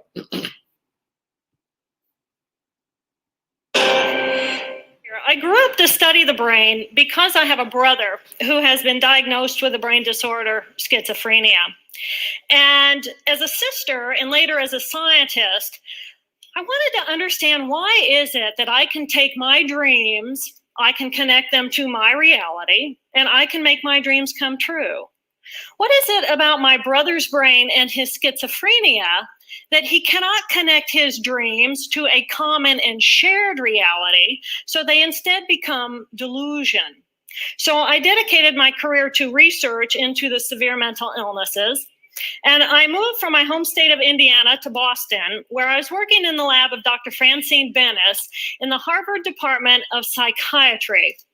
And in the lab, we were asking the question, what are the biological differences between the brains of individuals who would be diagnosed as normal control as compared with the brains of individuals diagnosed with schizophrenia, schizoaffective, or bipolar disorder? So we were essentially mapping the microcircuitry of the brain, which cells are communicating with which cells, with which chemicals, and then in what quantities of those chemicals. So there was a lot of meaning in my life because I was performing this type of research during the day. But then in the evenings and on the weekends, I traveled as an advocate for NAMI, the National Alliance on Mental Illness. But on the morning of December 10, 1996, I woke up to discover that I had a brain disorder of my own. A blood vessel exploded in the left half of my brain. And in the course of 4 hours, I watched my brain completely deteriorate in its ability to process all information. On the morning of the hemorrhage, I could not walk, talk, read, write, or recall any of my life. I essentially became an infant in a woman's body. If you've ever seen a human brain, it's obvious that the two hemispheres are completely separate from one another. And I have brought for you a real human brain.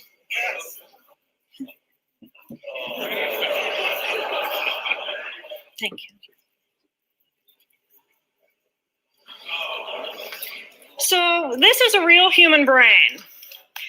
This is the front of the brain, the back of the brain with the spinal cord hanging down. And this is how it would be positioned inside of my head. And when you look at the brain, it's obvious that the two cerebral cortices are completely separate from one another. Okay. So what has happened here? What are some of the techniques that she used here?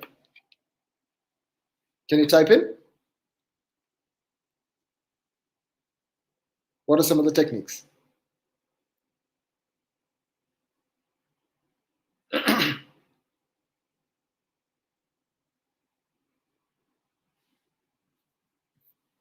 I don't know if there's a lag again. Can you tell me what are some of the techniques? Yes, images. There's a question, lots of questions. That's right. There were some images. That image was not very relevant, but at least, okay, there was something there. Adi just puked a little right now. There was a show, don't tell. Very good. There was a show, don't tell. There was some story. Well, there was, Yuda says there was educate. There was no real educate yet, because educate is about, did you know? She did not share anything about that yet. Okay. So these are all these things. So let's look at it. Questions, story. There was show, don't tell. Okay. There were images. All of this was there. There was one more thing she did. After she talked about her brain deteriorating, in 4 hours, it came down to nothing. And then she felt completely like she was gone. So what did she say at that time? She said something where she used the technique.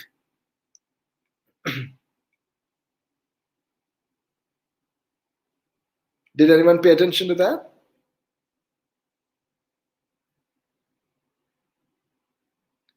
She said, I felt like an infant in a woman's body. Did anyone pay attention to that one? I felt like an infant in the woman's body. Now, when she said that, very nice. That is what we mean by compare. So you're not comparing two people, you're comparing this to something else. So when you say infant to a woman's body, that becomes even more real to them than just say that my brain went dead. Okay, so that's what we mean by compare. Okay, now we want to move to exit. Okay, I hope you've taken the screenshot of the exit slide, which says what are some of the ideas there. Now let's look at how some of these people are ending their talks. Now all of these talks are tens of millions of views. Some of these talks, if you look at on youtube.com and ted.com put together, it's about 100 million views. So you're seeing how popular talks, what are the techniques these popular talks are using, and you're seeing the model being used again and again and again. So I hope you're getting to see that this is very, very effective. All right. So now let's go to exit.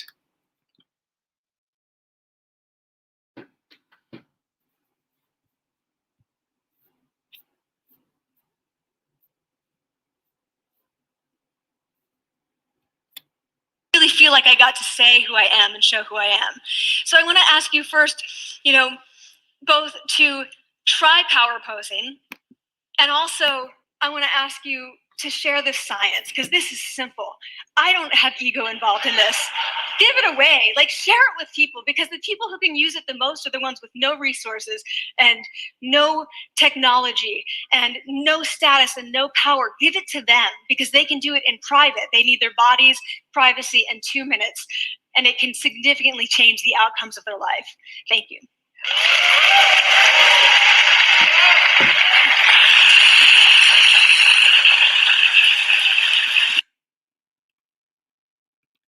All right.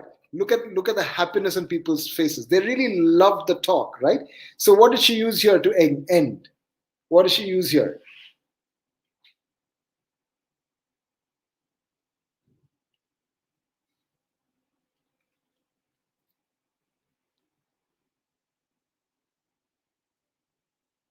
What did she use here? Very nice. She used a call to action. Okay, and actually right before that, I did not show you that part of the video. Right before that, she had a story. Okay, and then she came into the call to action. Okay, now so look at her structure. She started with offering a game, asking a question, and then she goes into educate. Okay, she goes into educate and she has a little bit of humor in between. She has another story. Then she does some more educate. And then she comes to the end where she has a story. And after the story, she has a call to action. And that is how the whole thing is ended. Okay, that is her structure. So you can also use something similar. Let me show you another one.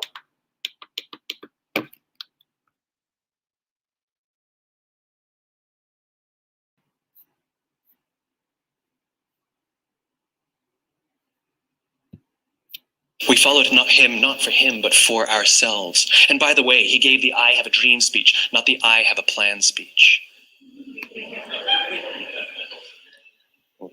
Listen to politicians now with their comprehensive 12-point plans. They're not inspiring anybody. Because there are leaders and there are those who lead. Leaders hold a position of power or authority, but those who lead inspire us. Whether they're individuals or organizations, we follow those who lead, not because we have to, but because we want to. We follow those who lead, not for them, but for ourselves. And it's those who start with why that have the ability to inspire those around them or find others who inspire them.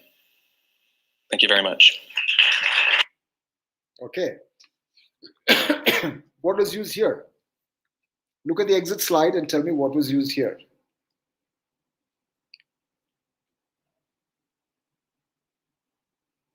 Very good, Yuda. This is called closing the loop. All right, you're taking the whole thing. You started with the why and you bring the whole thing back and connecting it back to the why.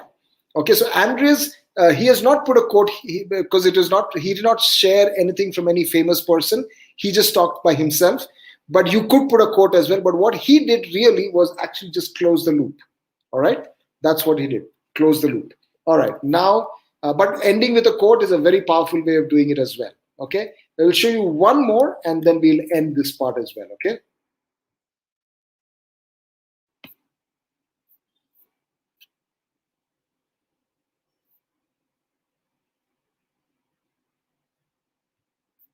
And some of you may have a healthy relationship with deadlines.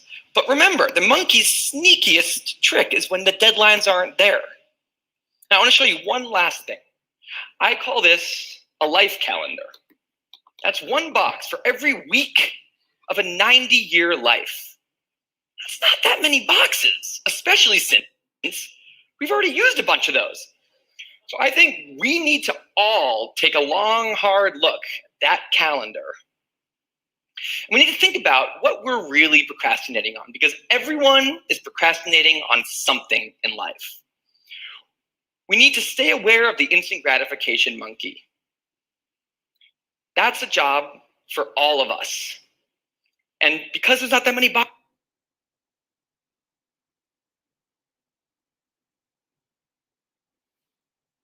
Sorry about the lag. Just give it a moment.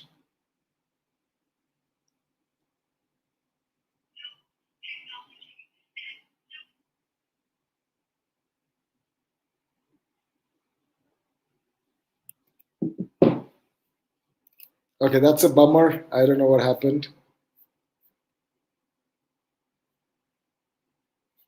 that's a job for all of us. And because there's not that many boxes, Okay, I'll give you another 10 seconds.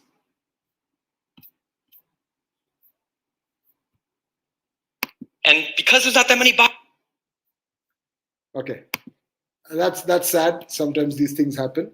We can't do much about it. So it's basically saying that, we need to stop procrastinating and we have to start now. Okay, we have to start now. And then he says, oh, well, not now, but maybe from tomorrow. So he basically ends it with with a kind of a joke, right? First of all, he uses an image. That very simple image with lots of boxes. Oh, Zidney says that he has a nice blog as well. That's great. I didn't know that, right? So all these boxes, and each of these boxes are basically 1 week of your life. So it's a very good image. Okay, so there's an example he's using, and then he ends it with humor, which is again making fun. He's saying, okay, we should not procrastinate. So let's decide to not procrastinate starting today. And then he says, well, maybe not today. We'll start it from tomorrow. So he just makes fun of it. So that's another way of ending it. He used humor. I'm sorry it did not work for some reason. So that's a bummer, but we'll let that be. Okay, now what I want to do is, how many of you heard the talk, those 2 talks which were sent as pre-work? How many of you heard that? There were 2 talks which were sent as pre-work. Does anyone remember that? 2 talks which were sent as pre-work. One was on injustice, and another one was injustice in the criminal prison system, and another one was on charity water. How many of you heard that? How many of you heard that? Okay, good. So what I'm going to do is, we will take one of those talks, because we have to finish in 20 minutes now. We will take one of those talks, and we will run through that model, through the talk, and see how the model is being used. Okay, so we won't do the whole thing, just the bits and pieces here and there. So I'm going to start this talk somewhere around the 5th minute or so. So he has just shared a story. I don't have the time to share with you the story. He shared a story, and then right after the story, what happens right after the story? In the model, we say story, then stats. Remember that? So he's finished the story. Now he's coming into stats. Okay. So let's look at how he's bringing in the stats of the prison justice system, and then we'll move from there. Okay.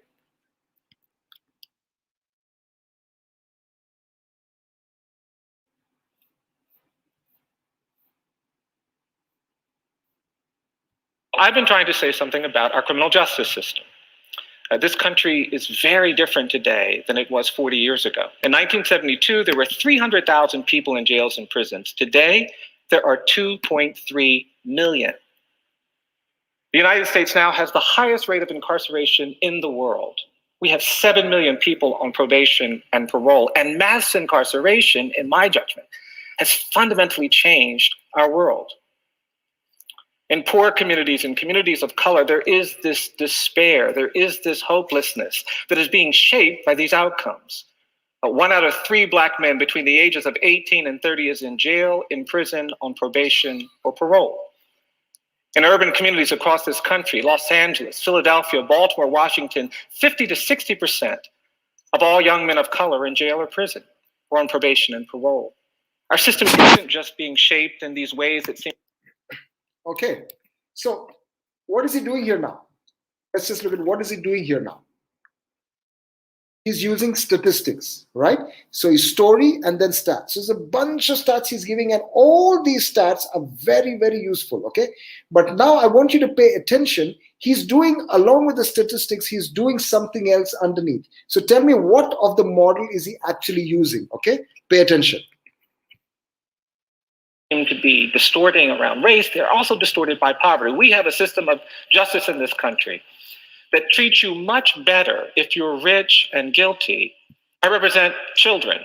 A lot of my clients are very young. The United States is the only country in the world where we sentence 13-year-old children to die in prison.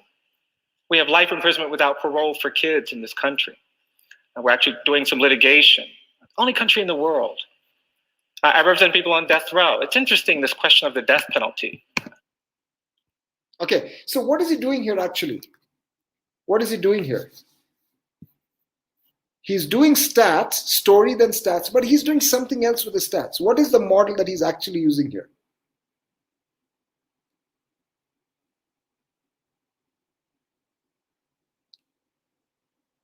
Can someone think about it?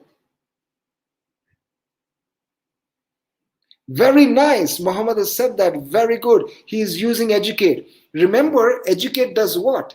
Educate is basically saying what? Educate is saying, what's the did you know? What's the did you know? So he's finding out interesting did you knows about not the prison. So he's talking about the surrounding, which is the people. He's saying there are people who are 13 years old. Like, for example, did you know that there were 13-year-old children who are in prison for death, for life? I mean, that is crazy. I did not know that. You know, and he's saying there are 2.3 million people in the US that are in prison, which is the largest in the world. So did you know that? Did you know this? So he's not using the words did you know, and you don't need to either. but he's actually doing a lot of educate through statistics. Okay, now he's going into another part of the model. Pay close attention and tell me what he's doing there.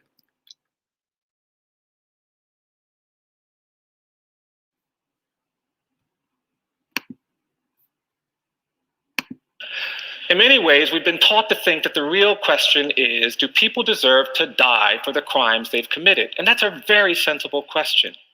But there's another way of thinking about where we are in our identity. The other way of thinking about it is not, do people deserve to die for the crimes they commit, but do we deserve to kill? I mean, it's fascinating.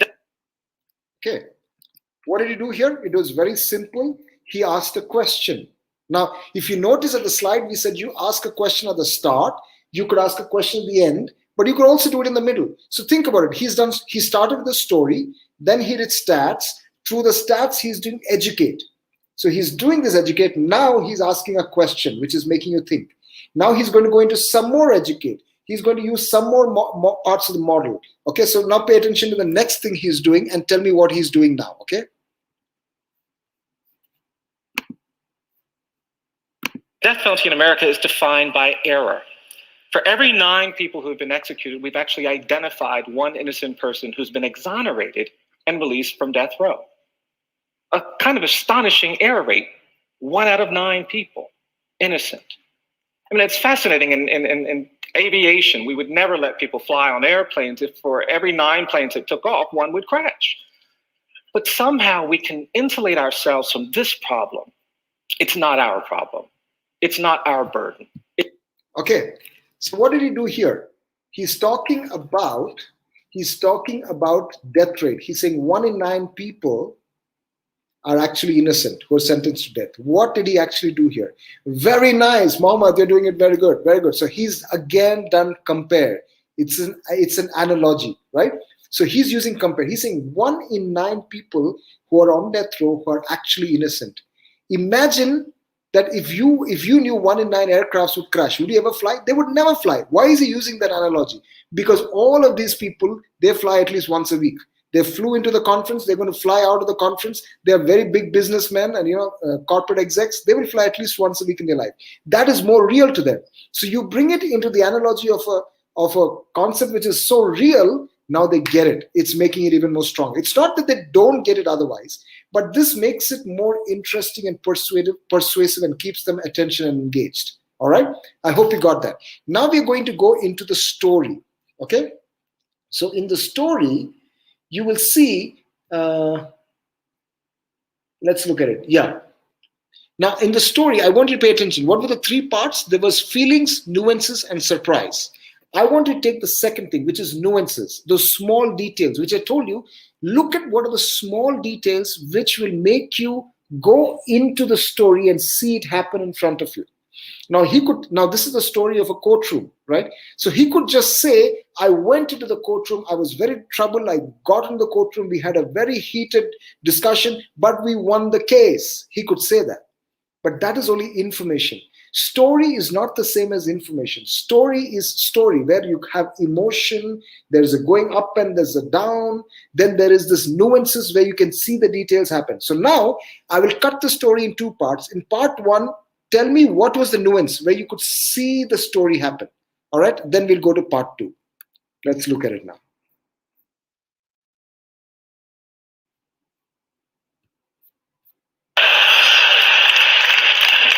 Couple months went by, and I just had forgotten all about it. And I finally decided, oh gosh, I got to go to the court and do this crazy case. And I got in my car, and I was feeling really overwhelmed. And I got in my car, and I went to this courthouse, and I was sitting, oh, this is going to be so difficult, so painful. I finally got out of the car, and I started walking up to the courthouse. And as I was walking up the steps of this courthouse, there was an older black man who was the janitor in this courthouse. When this man saw me, he came over to me, and he said, who are you? I said, I'm a lawyer. He said, you're a lawyer? I said, yes, sir. And this man came over to me and he hugged me. And he whispered in my ear, he said, I'm so proud of you. And I have to tell you, it was energizing. It connected. Okay. So now I want you to pay attention to tell me what were the nuances? What were the small details that he shared. I'm sorry I cut the story in between, so you might, it kind of jars out. If you listen to the whole story, it feels much better. But right now we are trying to analyze the story. Tell me, what were the nuances here? What were the nuances? Where, when he said that, you could see it happen. Very good. So you're saying the janitor dialogue. So, but before that, he said, I was feeling overwhelmed. All right. And he comes out of the car, he walks up the steps, and the janitor comes and meets him. So you can see that happening. And then there is a conversation, and he gives him a hug. And what he feels, that's very important. I felt so good, so energized. I was feeling bad before. So you notice he said, I was feeling overwhelmed. I was feeling bad. Now I come and I walk up the steps, I see the janitor. Look at the graph, okay? I was feeling bad, I see the janitor. He gives me a hug, and I feel really good, okay? So now the graph has gone like this and gone up. Now he's going into the courtroom, and it will start coming down. So you watch how it goes. So that's what we pay attention to. And tell me in the next part, what were the nuances? Where, because of what he said, you got to tell me what, because of what he said, how could you see that whole thing? Tell me what you saw, okay?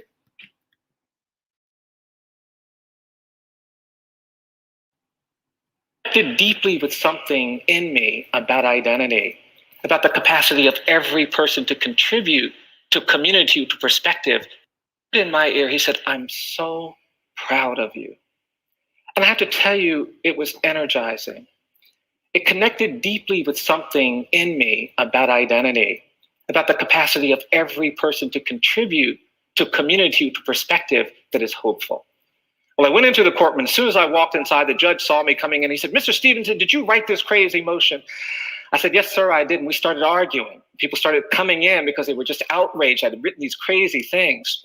And police officers were coming in, assistant prosecutors and clerk workers. And before I knew it, the courtroom was filled with people angry that we were talking about race, that we were talking about poverty, that we were talking about inequality. And out of the corner of my eye, I could see this janitor pacing back and forth, and he kept looking through the window, and he could hear all of this hollering. He kept pacing back and forth. And finally, this older black man with this very worried look on his face came into the courtroom and sat down behind me, almost at counsel table. About 10 minutes later, the judge said we would take a break. And during the break, there was a deputy sheriff who was offended that the janitor had come into court. And this deputy jumped up and he ran over to this older black man. He said, Jimmy, what are you doing in this courtroom? This older black man stood up and he looked at that deputy and he looked at me and he said, I came into this courtroom to tell this young man, keep your eyes on the prize, hold on. I've come to TED because I believe that. Okay, I've ended the story there. Now tell me, what in the second part of the story, what were the nuances? First of all, tell me, what did you feel when you heard that? What could you feel that was happening in the courtroom? What is the sense you got?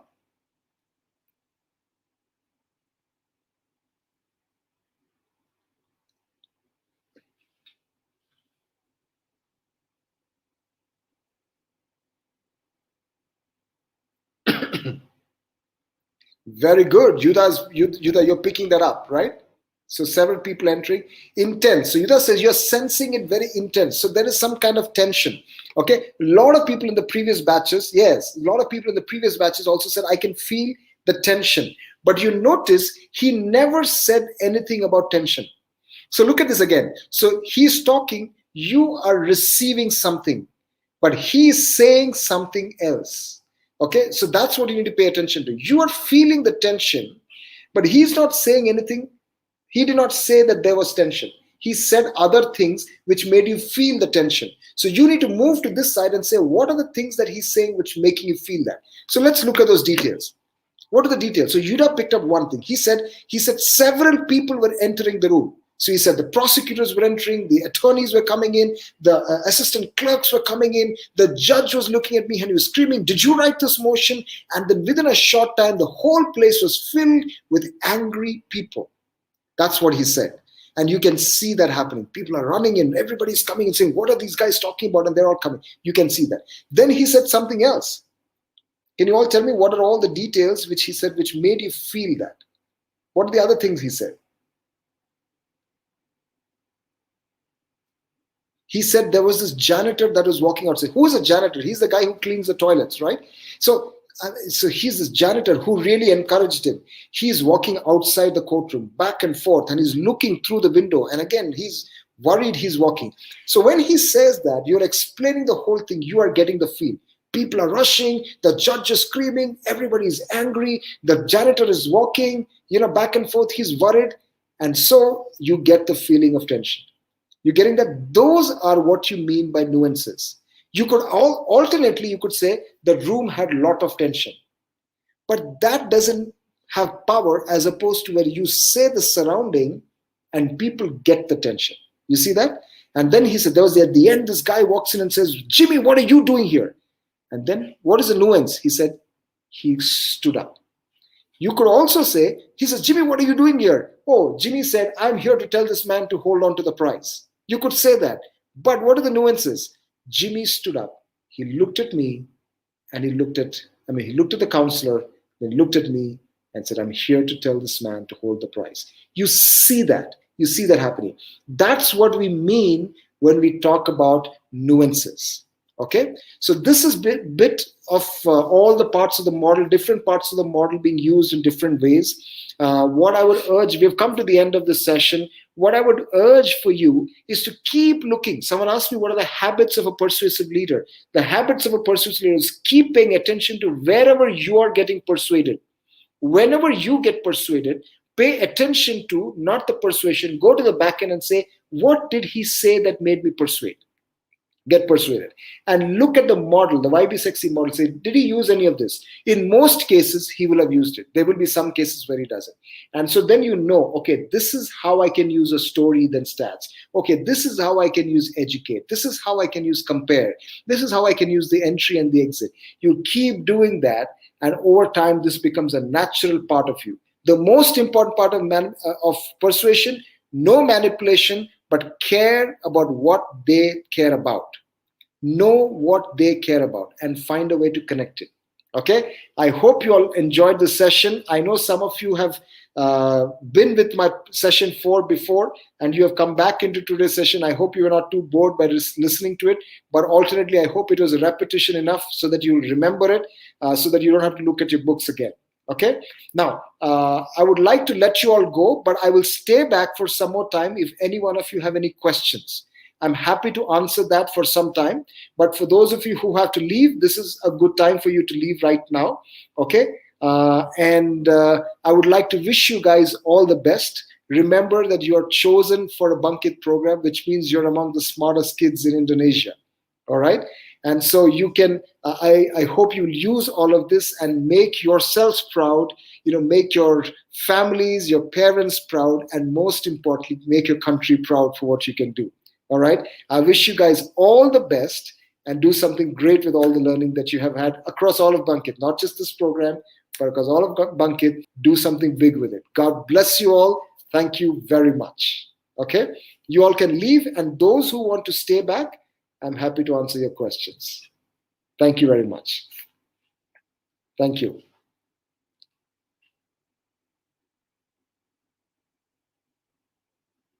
Thank you.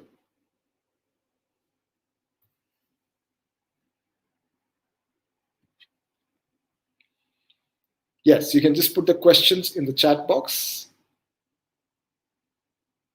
Thank you. Thank you very much, all of you.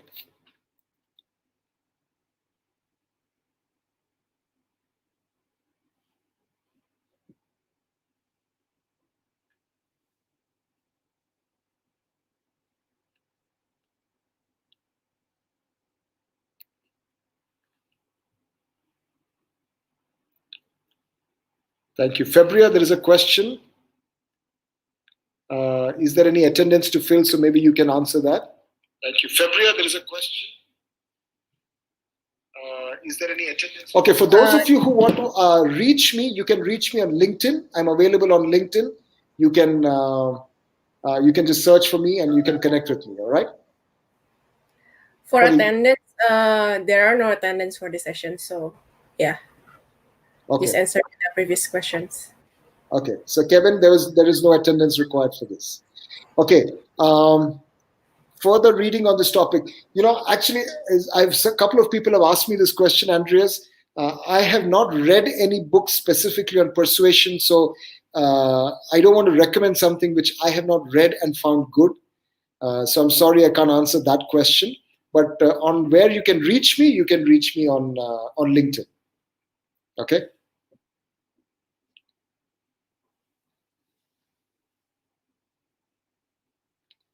Okay, what to do, what not to do? That's a very good question, Zidney. What not to do for persuasion? And I think I've answered that question. The thing you should not do is do not force. Do not force people. You have to just use it to present your case effectively and leave the choice with the people. But when they don't agree, don't say, oh, you don't agree? Okay, fine, I'll go. No, that's not what you do. You need to know why they don't agree. So they might not agree for many reasons. It has got nothing to do with you. But if you know why they don't agree, then you can go back and try and see if there is something else that you could do to persuade. So for example, someone might say, I don't agree because, and you say, no, I don't want to buy your product. And then if you say, okay, that's no problem, you don't have to buy it. But why do we, or not product, let's say, I don't think we should do this, this idea, your idea we should not do. Okay, no problem. But what makes you say we should not do it? Or what needs to happen for you to agree? You can ask that question. What should have happened? You will do this if what? So then they might tell you, if this was there, then maybe we could have done it. You can find out if it's possible for you to do that. That's another one. Or somebody might say, I don't think we should do this. Why? Because, the last time we did something similar and my boss got very upset with me and it made my life difficult. Okay, so now you know why he's saying I don't like the idea. Maybe then you can find out what part of it really went wrong. Well, the people did not work together as a team. Okay, can we do something so that the people can work together as a team? Then will this idea work? He might say, okay, then it will work. So the thing is, you've got to keep asking and have a conversation where you find out what he cares about. Okay, the thing that you should not do is do not force. That's the most important thing. I hope that makes sense. Okay. How long you found YB sexy? I'm not sure I understand the question. Did you mean how long it took for me to create this? Or how long is this program? This is an 8-hour, 1-day program. I'm not sure I understand the question, therefore. But if you're asking how long it took for me to make this program, it took me about 8 months. If you're asking how long it took for... is this actual program in detail? I think it's about 1-day program. I'm not sure what the question is. If you elaborate, I can help you answer that. What about other question? Why YB Sexy became your choice in Persuasive Leader? Where did that idea come? Well, I don't know where that idea came from. So what I really did, so many years ago when I decided to start off on my own, I did not decide to make this program. I actually did a lot of interviews with young people, and to find out what are the things that they really wish they knew. And one of the top things that came out is they wish they knew how to communicate more confidently, more effectively. And they realized that, a lot of people, when they talk about confidence, they talk about body language, which is very important. But I felt what they're not covering, where they don't know, is how to make content which is effective. When the content itself is effective, then you naturally get some confidence. So I thought, okay, let's focus on that. That came from inputs from the students, by the way. Now, there is another thing which I'm hearing that a lot of young people are saying, I don't know what I should do in my life. And I've noticed that is not just young people. Even at 40, people ask the same question. They're very successful, but they feel, this is not what I want to do. I want to do something else, which was something which I also faced in my life. So I'm creating a new program called Finding Your Purpose and Discovering Your Life's Worth. I'm creating the program in a few months. That'll be ready. If any one of you are interested, you can let me know, and I will do a program for you on that as well. Okay.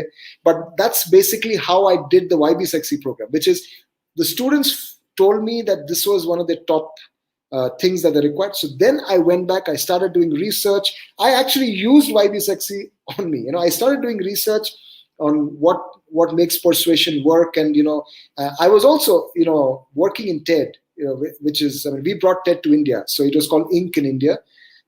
And so my job was to work with people who are artists and scientists and designers who are excellent achievers in the world. And we make their talks in 5 minutes or 10 minutes. We have to do this.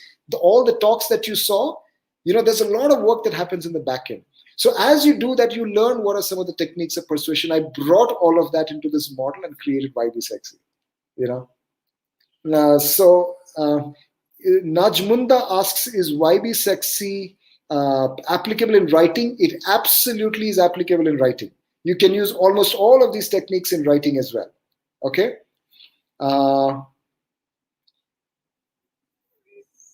Yes. Okay. So Daifer asked me how long it took to create this. Yeah, it took me about about 8 months to create this. So I used to work at that time. I used to decide that at 5 o'clock or 6 o'clock, I shut down all my work. I don't. And then I sit down and do the actual preparing these programs. I would work from 6 in the evening to maybe sometimes 12 in the night or 2 in the morning, 8 hours every day I will work. Then I get up, then I go home, I sleep, I get up in the morning, go to office, I do my day job. Then I would shut down my laptop at, maybe 5 or 6 o'clock, and then I sit down and do my this. So I did that for about 8 months. And after I did the program, YB Sexy emerged as a model. It's not that I knew that I had to do YB Sexy. I put all the things together, and then I put a sequence, I arranged it and said, hey, this looks, YB Sexy seems to be what is coming out. So I discovered that in some sense rather than creating it. How do we know our progress is persuading people are in good progress? Zaki, can you elaborate that? How do we know our progress in persuading people are in a good way? So if you're asking, how do you know if the persuasion is happening well? I mean, how do you know you're using the model well? I think, you can see that in the reaction of the person.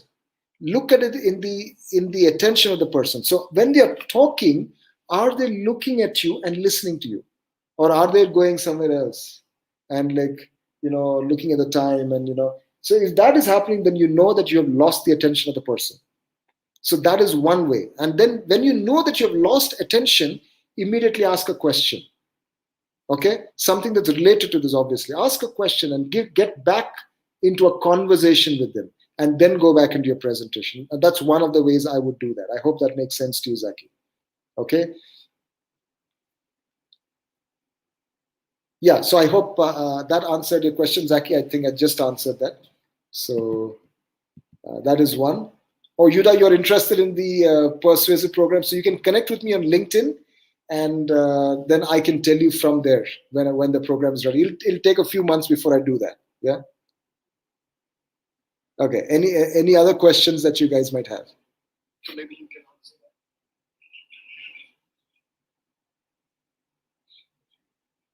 that. Okay. So here is, in presenting and supporting arguments, should we prioritize inquiries and answer them, or should we try to hammer home all our arguments first? Well, it depends. It depends on what is the audience like. Like if you're having a large audience, like I'm talking to you, right? It's difficult for me to get all of your inputs and then talk. So I would present my case. That's what I would do. But if you're in a smaller group, right? If it's like 1 or 2 people or 5 people, it's in a small meeting where there is a discussion, then you could also ask people. But sometimes you want to say, okay, today let me share this. But once you have shared it, you could then ask, saying, what are your opinions? You're not saying my opinion and what I'm sharing is the best. You're not saying that. You're always looking to say, this is my point of view. This is why I believe in what I believe in. What are your thoughts? And look at everybody's inputs and then see what's the best way forward. Okay, like I said again and again, this is not about forcing. This is about articulating what you feel inside. I have been in all my working career, I have sat in meetings where some very intelligent people are there from the best engineering colleges, all of them, very smart people. But when they're presenting their ideas, it's not coming out as an effective way. So somebody else who's presenting their idea more articulate, who's doing it better, their idea gets accepted. But when I'm sitting there and listening, I feel this guy who did not articulate it well, his idea was actually better. So what I'm saying is, what where this becomes useful is where you're able to look at what is it that you feel inside and bring that out effectively. Very often the problem that people face is what they feel inside and what they think inside, they are not able to explain. Now you have a model. use this model, you will be able to explain it more effectively. And then let the people choose whether they agree with you or not. Okay? I hope that makes sense. So Sydney says, for me, it's when people start asking my opinion. Then I know that, I'm guessing, Sydney, you mean that then you know that you're persuading them enough and you're doing well. Fair enough. That's another good way of looking at it. Daifur, thank you so much, Daifur. I love this, and that's why I like to stay back and answer questions if that's what you need. Yeah. Okay. Anyone has any other questions? Anybody has any other questions? If not, we would like to bring it to an end. Any questions? Okay.